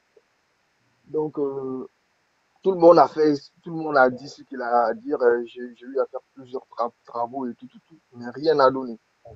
Il faut aller Donc, à l'origine. Je ne vais pas vous interrompre, j'ai compris votre question. Dans nos oui, rites traditionnels, on appelle ça la grossesse mystique et dans d'autres traditions, on appelle ça un empoisonnement.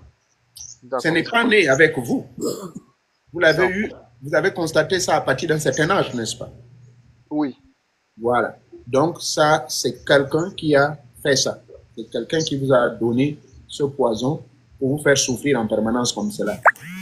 Donc, d'accord, ce genre de méthodologie, je sais que vous avez eu beaucoup de consultations, mais les consultations exact, elles seules ne suffisent pas. Il faut passer plutôt à une purge mystique. Il faut faire ce qu'on appelle la purge mystique. Et la purge mystique veut d'accord, dire, on va vous laver ce ventre-là. C'est une séance qui peut durer jusqu'à 90 jours, voire 6 mois. C'est-à-dire entre 3 et 6 mois. Il faut aller voir des grands traditionnalistes qui maîtrisent. Ils vont vous faire les purges. d'accord, Et en faisant les purges également, ils vont couper les liens. Parce qu'il y a des entités qui sont derrière ça. Il y a un mec qui contrôle ça. Est-ce que c'est une femme? Non, c'est un homme. Je ne sais pas dans quel objectif il voulait le faire, mais il a attaché et c'est pas facile. C'est vraiment quelqu'un qui est dans des choses bizarres. Mais on peut d'accord, faire ces purges, il faut faire les purges. Maintenant, je ne sais pas, vous êtes d'accord. en France, vous êtes originaire de quel pays? Je suis du Mali. Au Mali. Oui. Au Mali, moi, je ne connais personne là-bas, mais je sais qu'au Mali, ça se fait. Les purges mystiques se font. D'accord? Parce que j'ai été au Mali pendant 6 mois aussi l'année passée. Mhm. J'ai sillonné tous les pays, tout le pays. On m'a dit, va là-bas, va ici, va ici. On a fait des sacrifices, rien, rien, rien. Attends, attends, J'ai dit, attends. mais la Est-ce connaissance, qu'ils vous ont dit ce oui. que moi je vous dis? Qu'il faut faire des purges mystiques. Non, Ah, personne ne m'a dit ça. mais mon Dieu. Personne. On va vous faire tourner pour couper les cabris, les chameaux, je ne sais quoi, les bœufs. Ça n'a Je rien te à jure. voir. Ça, J'ai dit, la connaissance, elle est perdue au Mali ou quoi? non. Il y a les vrais au Mali, mais le problème, c'est qu'on les connaît. Ils ne se montrent pas au public. Non, moi, je respecte beaucoup le Mali, hein, surtout dans la zone de Tombouctou là-bas. Mais le problème, c'est qu'ils sont trop sectaires. C'est ça le problème. Alors, contactez-moi en privé, je veux voir ce que je peux faire de mon côté. Je ne vous promets pas que moi, je vais vous faire la purge à distance. Non, non, non. Mais je vais essayer de vous connecter. Je vais discuter avec mes maîtres, des gens que je connais chez moi au Gabon, et expliquer la D'accord, gravité, expliquer ce problème-là. Retenez d'accord. bien les Donc, j'ai noms. écrit déjà. Oui. Les deux noms là. Grossesse mystique. Emmanuel, donne-moi le bic Grossesse et la mystique, feuille, fais vite. Oui. Le bic et la feuille, fais vite, vite, vite, vite, vite, vite, vite, je le soumets. Maman, pardonnez. Papa est en train de parler. Vous dites quoi? Vous pouvez fermer votre micro, s'il vous plaît?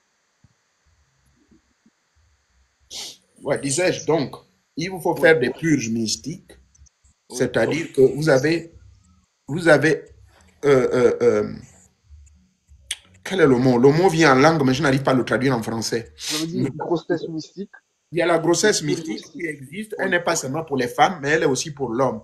Mais chez l'homme, oui. c'est un ballon mystique, c'est un empoisonnement qui a été mis dans quelque chose que vous aimiez que vous aimiez beaucoup la jeunesse. C'est à travers ça que la personne a mis ça dans votre ventre. D'accord, C'est contrôlé par certaines entités. Voilà. d'accord, Et dans quel but? Juste pour vous tuer. Mais vous êtes encore debout, Dieu merci. C'était dans le but de vous d'accord, tuer. Parce que ça, d'accord. détruire, arrêter votre cœur et mourir. Je ne sais pas pourquoi. Ah, votre affaire, l'histoire là est très compliquée. Hein. Contactez-moi en privé, s'il vous plaît. D'accord? D'accord, papa, une dernière question. Est-ce que ça, là, ce que j'ai, est-ce que c'est transmissible si je suis avec une partenaire? Non, non, non, non, ça n'a rien à voir. Vous bandez D'accord, Dieu encore. merci. Votre bangalais est encore debout. Qu'est-ce que ça a à voir? Oui, mais des fois, je ressens aussi que ça joue maintenant sur ça un peu. Je sais pas Oui, pourquoi. ça joue sur ça quand elle est douleur. C'est normal, puisque pour bien Oui, il y a les douleurs là. voilà, pour bien baiser, il ne faut pas avoir douleur. La douleur perturbe, c'est un perturbateur. Mais en temps normal, quand vous êtes normal, mais je vous vois, vous êtes un homme bandant. Mais sauf que ça crée des accidents parfois. Oui, une fois tout le traitement va être effectué, libéré de cette boule-là, de cette grossesse, c'est une boule énergétique qui est à l'intérieur, contrôlée par des entités. Une fois elle va être cassée et détruite, vous allez retrouver votre liberté absolue. D'accord, papa. Merci Je, beaucoup. je vous en prie. Je vous écris tout de suite. Merci. D'accord. Merci. Merci. Hum. Pardonnez, filtrez les mots, d'accord. Ah, mais vous savez, je m'adresse à des adultes. Quelqu'un me pose la question, est-ce que l'islam aussi fait dans la programmation? Oui, il y a la programmation dans l'islam. Il y a la programmation dans l'islam. Il n'y a qu'à voir le comportement de certains frères musulmans qui en abusent. Il y a la programmation. D'accord? La programmation, je le répète, ce sont des croyances ou bien des choses, des superstitions qu'on vient ajouter dedans, dont le prophète Mohammed, paix sur lui, au début n'a pas laissé ça. N'oubliez pas que le prophète Mohammed avait 4 compagnons. Et ces compagnons-là, chacun amenait un peu sa chose. Et en dehors des compagnons, nous avons des cheikhs qui aujourd'hui, qui sont des leaders de l'islam, qui créent leur groupe. Regardez le mouvement Tidjan, par exemple. Hein? Si vous examinez bien le mouvement Tidjan, avec l'islam original laissé par le prophète Mohammed, paix sur lui, vous verrez qu'il y a quelque chose qui ne va pas là. Il y a eu programmation. Parce que Tidjan, là, c'est la haute magie pure.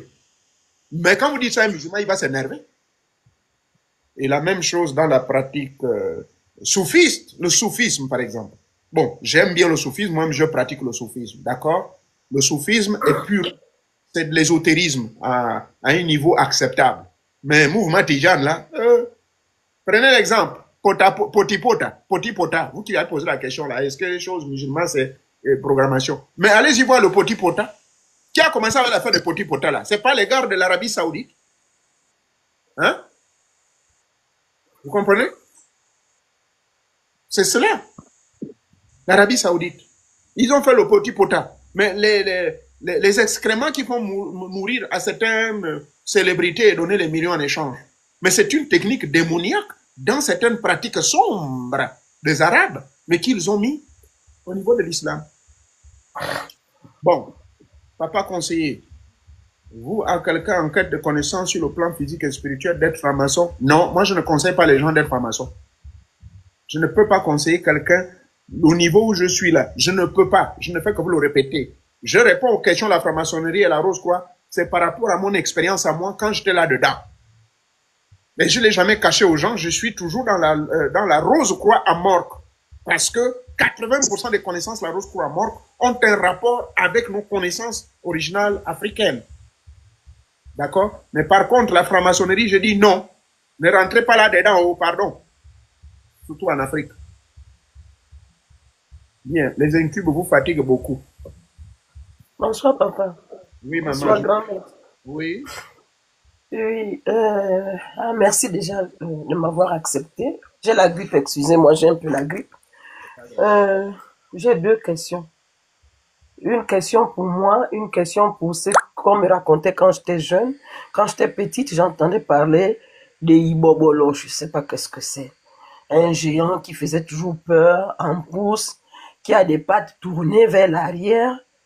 Et beaucoup de contes, on nous racontait souvent quand tu partais en brousse, une dame qui lavait par exemple le manioc au bord, à la rivière, ce géant qui faisait toujours peur arrivait, trouvait une femme à la rivière et lavait. Je me dis que bon, le Ibobola est né de qui? Des anges déchus? Ou bien c'est un extraterrestre? Ou bien c'est une imagination qu'on pouvait distraire des enfants parce qu'ils sont naïfs? Donc je n'ai jamais connu. Je n'ai jamais su justement celui qui a mis au monde Ibobolo. Est-ce que c'est Dieu? Est-ce que ce sont des anges déçus? C'était la première question. Maintenant, la deuxième question, c'est moi-même. J'ai vu une instabilité. Pardon, laissez-moi répondre à la première parce qu'elle était tellement longue.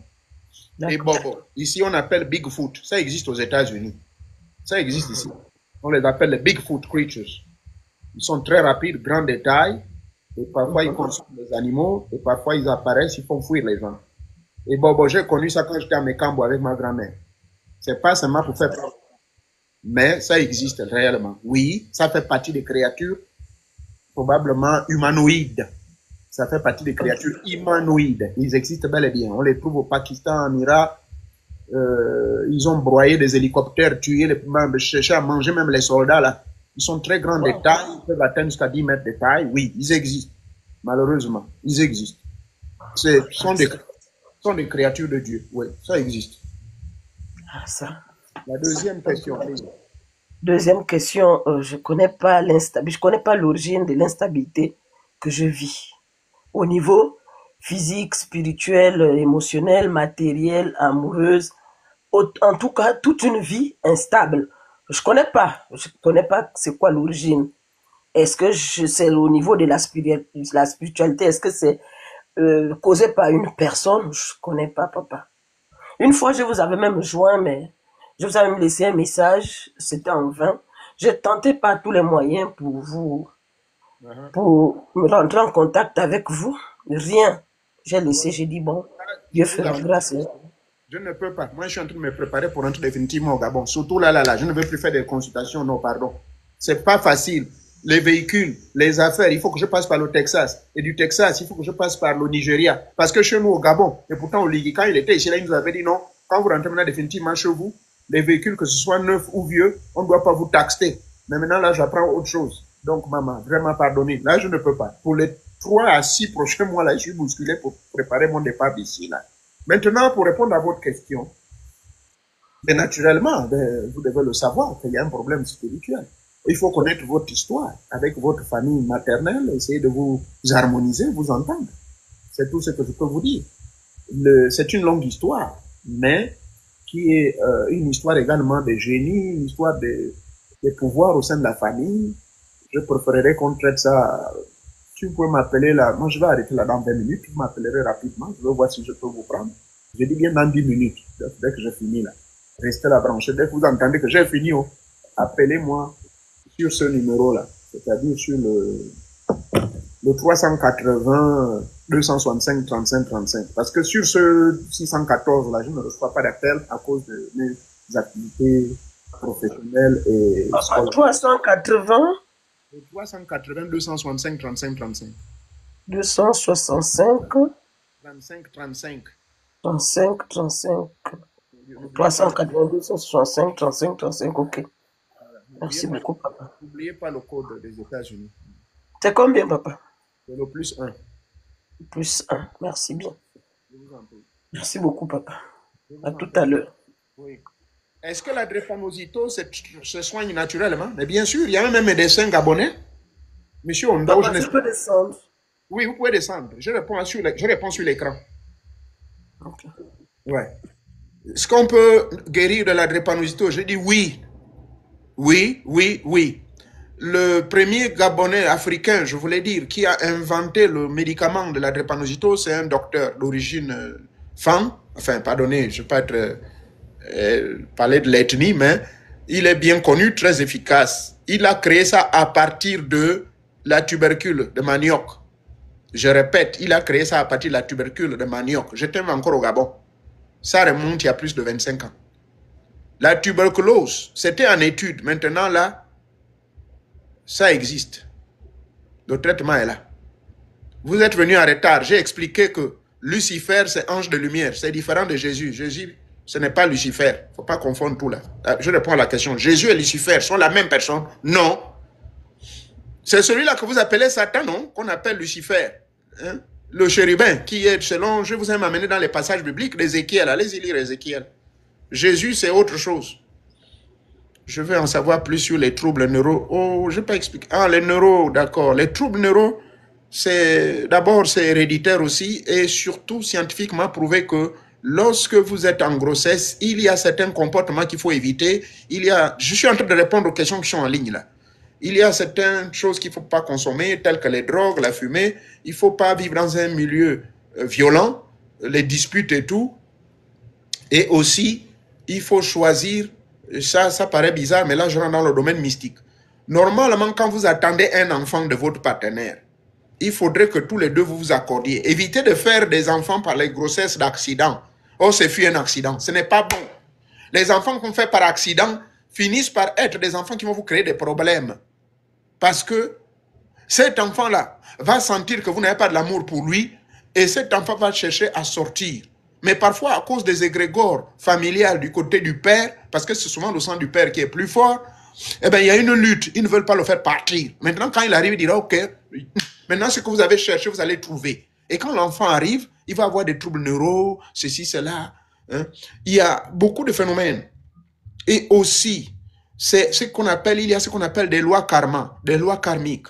Parfois, il y a des êtres qu'on envoie vers vous pour que vous puissiez payer le karma. Le karma se paye de 1001 façons. Vous pouvez le payer pendant que vous êtes vivant. Vous pouvez le payer après votre mort, au cours de la prochaine incarnation. Vous pouvez le payer par la destinée de la décision des grands maîtres. Il peut vous envoyer un être juste pour que vous puissiez bien souffrir pour payer votre karma. Là, je pose la question, puisque mon deuxième boulot, je m'occupe des gens justement qui ont des déficiences neurones, machin, des gens qui ont ce que vous appelez des retardés mentaux ou MRDD, de mental retardation.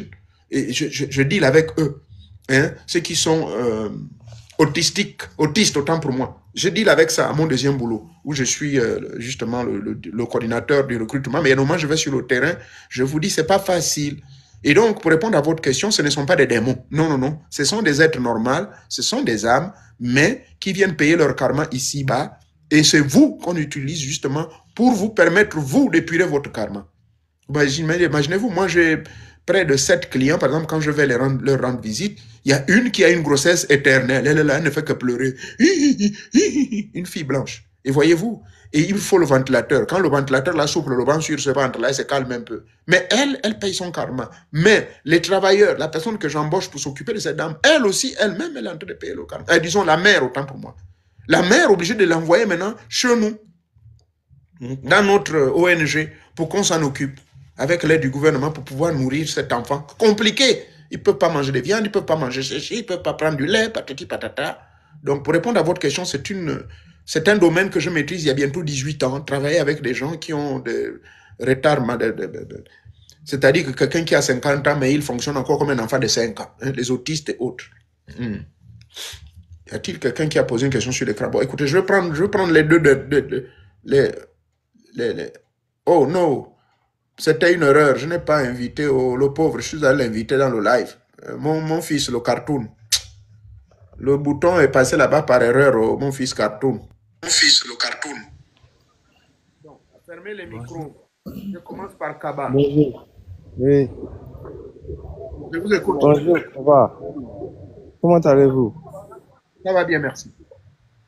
Ouais, moi, j'ai un problème de femme de nuit. Des incubes, je sais pas. Oui. Et ça me dérange la nuit. Je fais des couches de nuit chaque jour. Moi, je suis né au Gabon, mais je suis malien. Ouais, mais si vous êtes né au Gabon, il faut aller faire le Mbumbaïano. Hein? Si vous êtes né au Gabon, allez-y faire le Mbumbaïano. Demandez au... Est-ce que vous connaissez la zone, le jardin de la Pairie? Le jardin de la Pairie? Oui, un endroit qu'on appelle le jardin de la Pairie, à Libreville. Non, nous, on est né au Gabon, mais on est venu au Mali, ça fait maintenant 20 ans. Vous êtes répartis au Mali, hein? Oui, quand on était petit. Ah. Aïe, aïe, aïe. Le jardin de la Pairie, là-bas, il y a des mamans qui soignent ça bien, bien, bien. Bon, maintenant, au Mali, moi, je ne sais pas. Est-ce que les gens peuvent soigner ça? Parce que moi, j'essaie de soigner, mais ça part pas. À chaque fois, ça revient. Ça part, ça revient. Bon, maintenant, on veut savoir quels sont les symptômes manifestés auprès de vous. Parce que vous pouvez m'expliquer les symptômes et à partir de ça, je peux vous déterminer si c'est succube ou incube ou bien si c'est le mari de nuit ou la femme de nuit. Parce que le mari de nuit, femme de nuit, ça, c'est les génies qui sont notre double. Parce que des fois j'ai des paralysies de sommeil. Des fois, je suis en train de rêver que je couche avec une femme. Ah, d'accord. Okay. Des fois même, je me trouve dans une embuscade. Quand j'ai eu trop peur, là, j'éjacule dans le réveil. Est-ce que vous avez une copine, une femme? J'ai des copines, je sors avec des copines. Et ça marche bien quand vous faites les affaires avec elles? Ouais, j'ai des copines, 2 ou 3 même. Bientôt même, je vais me marier. D'accord. Donc ça, c'est votre femme de nuit. C'est la femme de nuit. Ce n'est pas sur vous. Ah, c'est une femme de nuit. Oui, c'est une femme de nuit. Mais est-ce qu'il y a un problème dedans? Oui, il y a un problème dedans. Parce que quand vous allez vous marier, ça va faire toujours palabre à la maison. Toi, tu dois... Oui. Hein? Voilà, il y a quelqu'un qui donne la suggestion. Soit il faut retourner au Gabon. Là-bas, on va te soigner ça. On va te faire... C'est là-bas qu'on... Oui, au Gabon. Tu n'as pas de parents au Gabon? Non, mon père, il est maintenant au Congo. Il travaille là-bas. Et tu n'as pas de Moi, je connaissances, suis, des amis au moi, Gabon? je suis né au Gabon, à Port-Gentil, à Port-Gentil et à Polygamba. Je connais Paul Gambala, même est mort. L'hôpital, quoi, c'est même ça n'existe même plus. D'accord, j'ai Voilà, compris. c'est là-bas. Des liens, vous Oui. n'avez pas de liens au Gabon. Oui, j'ai un tonton qui est à Libreville. Voilà, très bien. Rentre en contact avec ce tonton, sauf s'il est dans les Alléluia. Mais s'il n'est pas dans Oui. les Alléluia, Non, mon tonton, c'est un malien. Il est musulman, je crois. ah, alhamdulillah, c'est facile. Tu lui demandes Oui. au tonton malien là d'aller Oui. au jardin qu'on appelle le jardin de la Pairie. Donc au jardin de la Jardin de Pairie. la Pairie. Oui. Pour me Oui. contacter en privé, je vais vous donner le contact d'une maman. Elle, ça, sa spécialité. Elle est très spécialisée, une maman Tchoro. Elle soigne très bien ça. Jardin de la Pairie. Oui, oui, oui. Ok, j'ai compris. Bon, contactez-moi en privé. Je vais vous donner le. Ok. Merci Ok, bien. merci. Ouais. Question suivante, s'il vous plaît. Bonjour, papa. Vous pouvez descendre. Ça va? Oui. Ouais. Bonjour. Oui, bonjour. Oui, j'appelle parce que je suis un peu perdue. Ça fait déjà 3 fois que j'ai fait des initiations et première initiation, j'ai pas vu. Deuxième initiation, à la veille, je fais un rêve en flash où je vois quelqu'un derrière un drap blanc qui me dit, tu me verras après plusieurs voyages. Mais moi, j'ai pas compris le rêve. Et le lendemain, quand je me fais initier, je n'ai rien vu. Je me suis encore fait initier l'année suivante. Et à la veille, je vois, on dirait un tableau, on me montre un tableau. Et sur le tableau, c'est écrit, ne peut voir que celui qui a des yeux. Et toujours, je n'ai rien vu. Donc, je comprends pas. Je vais vous donner la réponse claire. Hein? Mm. D'abord, premièrement, vous êtes initié dans quoi? Vous êtes allé vous faire initier dans quel rite? Première initiation, j'avais fait le Mbumbayano. J'ai rien vu. Après, j'ai fait les deux, c'est Boga. Voilà. Liboga, avec quel rite? Dans Liboga, de quel rite? Chez les femmes, quoi. D'accord. Ouais, la première réponse que je vais donner, c'est que vous pouvez vous initier plusieurs fois jusqu'à ce que vous trouvez le bon initiateur. Deux raisons. Soit c'est l'initiateur qui ne fait pas bien son boulot, soit le moment venu, ou soit c'est de votre côté, il y a des blocages de votre côté. Il faut faire ce qu'on appelle la confession. Et cette confession consiste pour vous de tout dire. Et quand vous ne dites pas tout ce qui est dans votre vie, là, tout ce que vous avez fait, même les choses les plus impolies, les plus sales, même tuer, vous devez tout dire. Si, même empoisonner un homme, tentative d'empoisonnement ou d'assassinat, tout il faut confesser. C'est important dans tout rite gabonais, quand vous allez vous initier là-bas. La personne qui se cache derrière le drap blanc, on appelle le Mukukwe. Il veut bien se montrer à vous, le Mukukwe veut se montrer à vous, mais vous n'êtes pas encore prête. Et pourquoi vous n'êtes pas prête? Vous n'êtes pas prête, c'est sûrement les deux réponses que je viens de donner. C'est-à-dire vous-même. Est-ce que vous avez fait la grande confession? J'ai toujours fait les confessions, j'ai toujours tout dit. Donc, mais c'est toujours avant l'initiation qui vient me dire, qui vient me parler, quoi. C'est toujours avant l'initiation, soit un jour avant. Bon, c'est pour cela que je dis la deuxième raison, ça peut être l'initiatrice. Dans le Mbumba, la personne qui vous a fait le Mbumba, elle a quel âge? Une vieille maman, c'était au Gabon. D'accord. Elle ne couche plus avec les hommes. Elle n'avait pas de mari, non. Non, elle n'avait pas de mari. Peut-être qu'elle a des copains. Je sais pas. Mais en tout cas, je tombe toujours sur des personnes qui ont perdu leurs enfants. C'est ça que je comprends pas. Oh là là. Là, vous avez me rappelé Robari, comment on appelle ça, au pays de Bangos. C'est compliqué, ça. Dans ce cas, contactez-moi. Attendez, je vais vous donner un contact là. Hein? Gardez l'écoute. Je vais vous donner un contact. Ok, je vais chercher le stylo.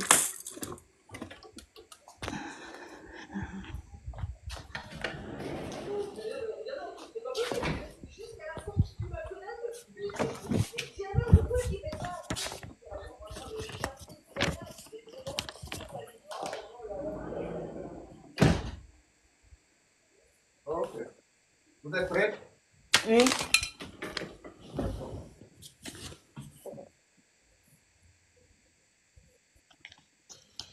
Voici le numéro. Elle vit à Libreville. Hein? 077. Attendez, oh, le stylo là n'écrit pas. Oh là là. 0. Le stylo n'écrit plus. C'est bizarre. Eh, papa, mon histoire est tellement compliquée. L'esprit là vraiment ne veut pas qu'on vous libère. Hein. Eh, Ça ne dit pas. Bon, en tout cas, eh. Allô? est-ce que vous m'entendez? Oui, parce que vous Allô? m'entendez. Oui. Le bic écrit maintenant. Allô? Allô? Maintenant, là, c'est le micro qui ne passe plus. C'est bon. Allô, papa? Je suis là, et pourtant, je suis là. Ok, 0, 077 077, oui, 19 19, 35 25, 79. 79, Deuxième numéro, Hmm. 066 66, 66 encore. 66, 02 02, 91. 91. Voilà. Donc, ce contact-là, vous dites que c'est de la part de Papa Mouéré depuis les États-Unis. D'accord, Et cette maman s'appelle Maman Hélène. Elle est Mitsoro. d'accord. Voilà. Vous allez lui expliquer le problème. Hmm. Est-ce que c'est normal que je puisse voir à chaque fois quelqu'un qui sort de l'eau venir me remettre des choses? Mais bien sûr, c'est ça les signes de votre Mbumba. D'accord, Le Mbumba, c'est ça. Elle va vous expliquer tous ces phénomènes-là. d'accord. Ok, merci beaucoup, papa. Je vous en prie. Bon, je vais vous trouver. J'ai l'impression d'être ralenti dans ma vie. Suis-je à l'origine de ça ou c'est quoi? Eh, Quand papa, faut me faire descendre. oui, vous pouvez descendre. Vous pouvez Je descendre. n'arrive pas. Vous n'arrivez pas à descendre. Donc, mettez le micro, restez là. Moi, vous allez partager les guilombiers avec moi alors. Alors, j'ai l'impression d'être ralenti. Suis-je à l'origine? Là, je n'ai pas compris. Si je vois sélection, c'est-à-dire que vous avez l'impression que votre vie tourne doucement, hein, mais vous voulez aller vite, vite. Mais moi, je ne comprends pas. Moi, je suis allé doucement. Moi, j'ai toujours porté conseil aux gens que dans la vie, il faut aller doucement, doucement. Hein? Il faut aller au rythme de la tortue. Mais si vous voulez aller vite, vite, c'est pas bon. Mais je comprends ce que vous voulez dire. C'est-à-dire que vous avez comme l'impression que tout ce que vous voulez faire, il y a des blocages. Il faut être clair dans la question. Est-ce que vous êtes à l'origine de ces blocages? Ça peut être vrai, ça peut être faux. Il faut, dans ce cas, essayer de vous réexaminer à l'intérieur de vous-même. Faites un examen de soi et vous trouverez des réponses sincères. Ça vous épargnerait de l'argent. Allez voir des histoires des consultants, des gangas ou des marabouts. Parce qu'eux, ils vont vous dire beaucoup des histoires, parfois qui ne tiennent pas debout. Mais, pour répondre à votre question, c'est vous, premièrement, qui pouvez être à l'origine de vos propres problèmes. C'est-à-dire, vous êtes une personne trop ouverte, trop gentille, machin, toujours là, donner le sourire aux gens, n'importe qui. Ben, maintenant, vous voulez qu'on fasse quoi? Souvent, ce sont des personnes qui sont trop gentilles, qui sont des personnes innocentes, qui finissent par être victimes d'attaques des sorciers. Donc, à un moment donné, il faut être... Voilà même pourquoi nous autres, là, bon, c'est vrai que j'ai certaines connaissances, c'est vrai que... Mais le fait d'avoir été trop gentil avec les gens, ça m'a entraîné beaucoup d'ennuis avec la famille. Donc, j'étais obligé de dire, non, moi, je m'avais un peu aux États-Unis, donc, rester même pendant un demi-siècle là-bas. Et voilà, j'y suis.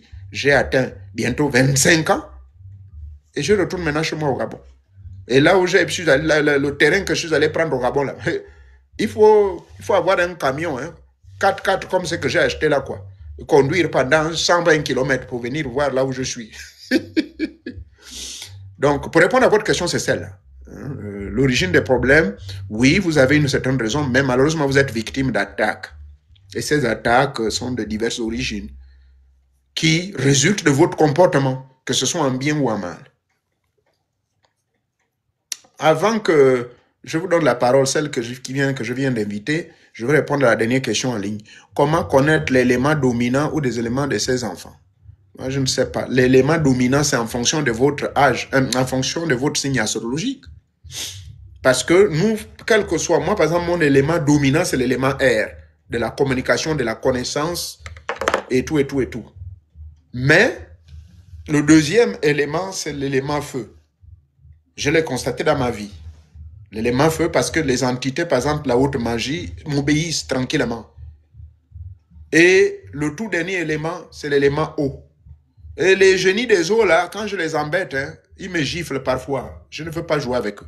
Et pourtant, ce sont les génies les plus puissants, hein, je vous informe. Les génies de l'élément eau. Donc, l'élément eau, si c'est l'élément eau qui prédomine votre vie, vous devez normalement avoir aucun problème. Vous devez avoir le succès en tout et pour tout. Protection en troc. Protection en troc veut dire sans chercher un fétiche. Vous êtes protégé naturellement à cause de l'élément eau. Alors, donc, votre signe astrologique devait, à partir de ça, vous devez savoir votre élément. C'est ce que je peux vous donner comme. Allons-y maintenant, Healthy. Oui, bonjour, Lead Master, comment vous allez? Je suis contente d'être là sur le panel.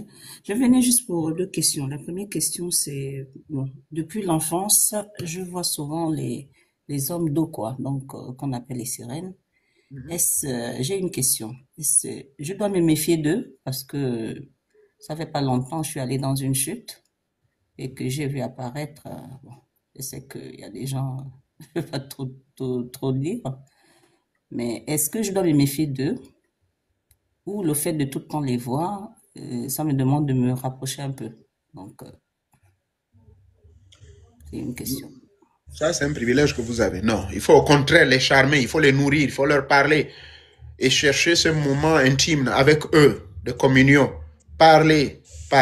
Et je crois que tu es déjà armé, tu as toutes les armes nécessaires pour mieux communier avec eux. Il faut les nourrir, il n'y a pas de danger, ils ne vont pas te tuer. Non, au contraire, c'est une histoire d'amour qui date depuis ta naissance. Donc, il faut vraiment...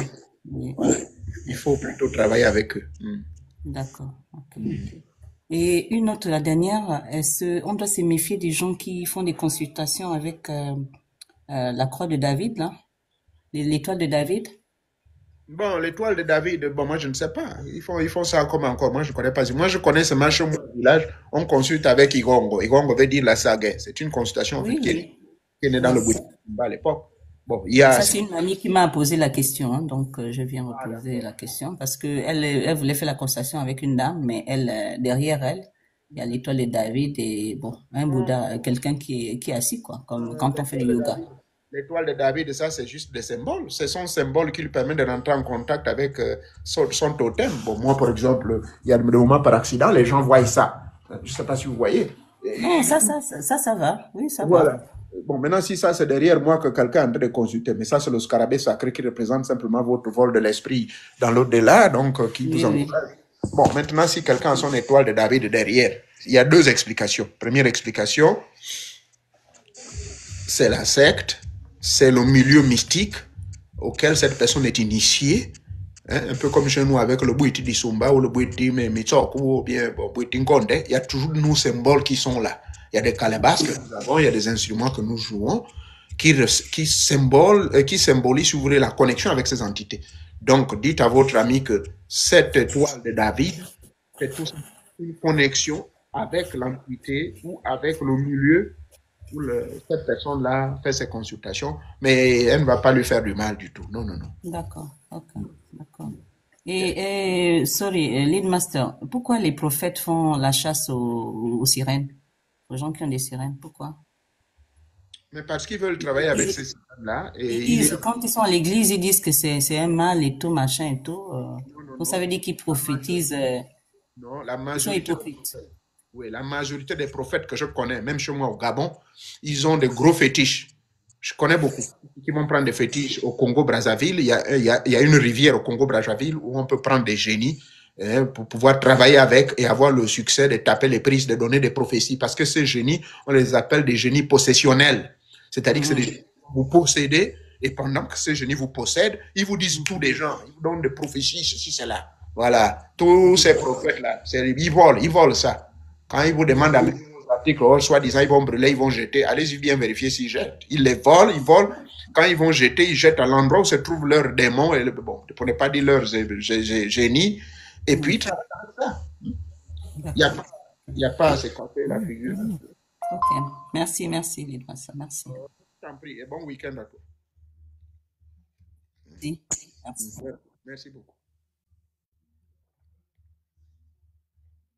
Bon, mesdames et messieurs, je vais pouvoir maintenant vous libérer. Il est déjà bientôt midi. Je vais me rendre à mon petit bricole. Et d'ici là, sachez que Malheureusement, je ne peux plus recevoir les gens pour des consultations. Je vous l'ai déjà dit, je suis très chargé. Je suis en train de faire un déménagement petit à petit. Depuis 2002 jusqu'en 2023, ça fait quand même 22 ans que je suis ici en permanence. Je ne compterai pas en 1999, puisqu'en 1999, quand je suis arrivé, c'était juste pour un temps faire l'inspection. Et donc, j'ai acheté beaucoup de choses. Il y a des choses qui sont utiles que je dois amener avec moi au Gabon. Et donc, je suis très, très chargé, s'il vous plaît. Je suis obligé de prendre chaque fois des permissions au niveau du boulot. Pour ceux qui ne connaissent pas, nous avons près de 4 ports principaux qui partent vers le Gabon. Des marchandises qui... Enfin, il n'y a qu'un seul, mais les autres, il faut passer par le Nigeria, Cameroun et ensuite Gabon. Ou bien, ça va jusqu'en Angola. Je parle ici des bateaux. Et donc, moi, je suis obligé donc de passer par Houston. Et ceux qui ne savent pas, d'Ohio jusqu'à Houston, ça fait 22 heures de route. Sans compter les arrêts. Ça peut vous faire 2 à 3 jours de route en voiture. Alors, imaginez-vous ce que ça me fait. Je suis obligé de transporter tout dans le conteneur, amener jusqu'à Houston, Galveston, le grand port de Houston, Galveston. C'est là-bas où les bateaux vont normalement directement dans la zone équatoriale, c'est-à-dire dans le Golfe.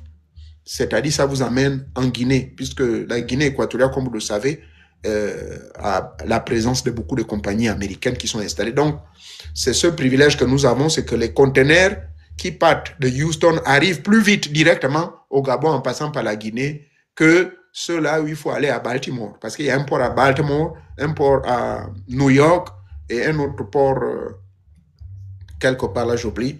Et donc, pour moi, vous m'excuserez, c'est à cause de cette raison, je ne veux plus trop même faire des interventions, ceci, cela. Bon, une fois en passant, je peux faire des interventions, mais je suis très épuisé à cause de ça.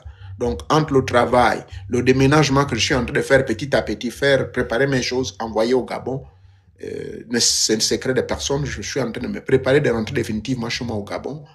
Bon, quand je dis définitivement, ça veut dire je resterai toujours un pied ici, puisque j'ai de la famille ici, j'ai mes petits-enfants qui sont ici, j'ai mes enfants. Et donc, définitivement, veut dire je ne veux plus travailler ici, je veux maintenant faire mon propre travail chez moi au Gabon, pas pour un gouvernement, pas pour une société. Bref, je vais être actif et être à côté de mes grands-parents, mes petits-fils et tout, et tout, et tout. Et donc, ça me consomme beaucoup du temps. Ça me consomme vraiment beaucoup, beaucoup de temps. Voyez-vous? Ça me consomme beaucoup, beaucoup de temps. Donc, voilà, c'est ce que je vous dis. Hello? Hey. Good evening. Hello, yes. Good evening. I'm listening. Go ahead. I'm from Nigeria. Nice to meet you. What's up? I'm fine. So where are you from? There's no need, man. I'm really talking about something else here. So I thought you were interested on the topic I'm talking about. I don't know. So you made a mistake by inviting me. So, you know, but it was a pleasure to talk to you. What's up? What do you want? I'm fine. Yeah, how can I help you? Just wanted to say hi. Okay. All right. Well, I'm from the United States of America. I'm in Dayton, Ohio. Okay. Thank you. You're welcome. You're welcome. All right. Bye-bye. I follow you, sir. Please, all right. Huh? Can I get a follow back? Sure. Go ahead. No problem. I follow you. Yeah, sure. Yeah, you can follow me. It's not a big deal. But the matter of fact is I speak more in French than in English. But sometimes if you can't, you can say, hey, hi, and then I can speak in English with you. Okay. All right. Thank you. Can I ask you for something? If I can have an answer. Can you tell your people to give me money gun, please? MoneyGram? Money gun. Oh, okay. I don't know. We don't do that here in the U.S. No. It's just a gift from TikTok. You just tell your people. Oh, okay. Yeah, I will do so. All right. Thank you. I will do so. Okay, sir. Bye-bye. Oh. C'est un Nigérian qui veut demander de l'argent, mais c'est pas possible. Ok, je vous écoute. Je crois avoir... Où suis-je? Est-ce que je suis encore sur mon sujet même? J'ai perdu tout mon monde là. J'ai invité quelqu'un. Bon, écoutez, bien des choses à vous. Je ne sais un peu là où j'étais. We don't do that here in the US. Yes, of course. This is scammers, you know. You just try to contact me. I don't know. I thought he's interested in watching what I'm doing, and here we find out he's calling from Nigeria. Oh gosh. Le deuxième contact, c'est le 066 66. Je répète, 066 66. Donc, il y a 2 66 ici, là, suivi par 02 91. Bien, j'en ai terminé, merci encore. Donc, ouais, j'étais en train de dire que je suis en train de préparer mon départ pour le village. Et donc, je suis très concentré en ce moment, faire les déménagements et tout. Les affaires, la voiture et patati patata. Donc, vraiment, je suis stressé. Il faut être honnête avec vous. Parce que je vous ai dit que pour conduire de là où je suis là, le tas de l'Ohio, jusqu'au Texas, ça me prend 3 jours. Aller-retour, 6 jours.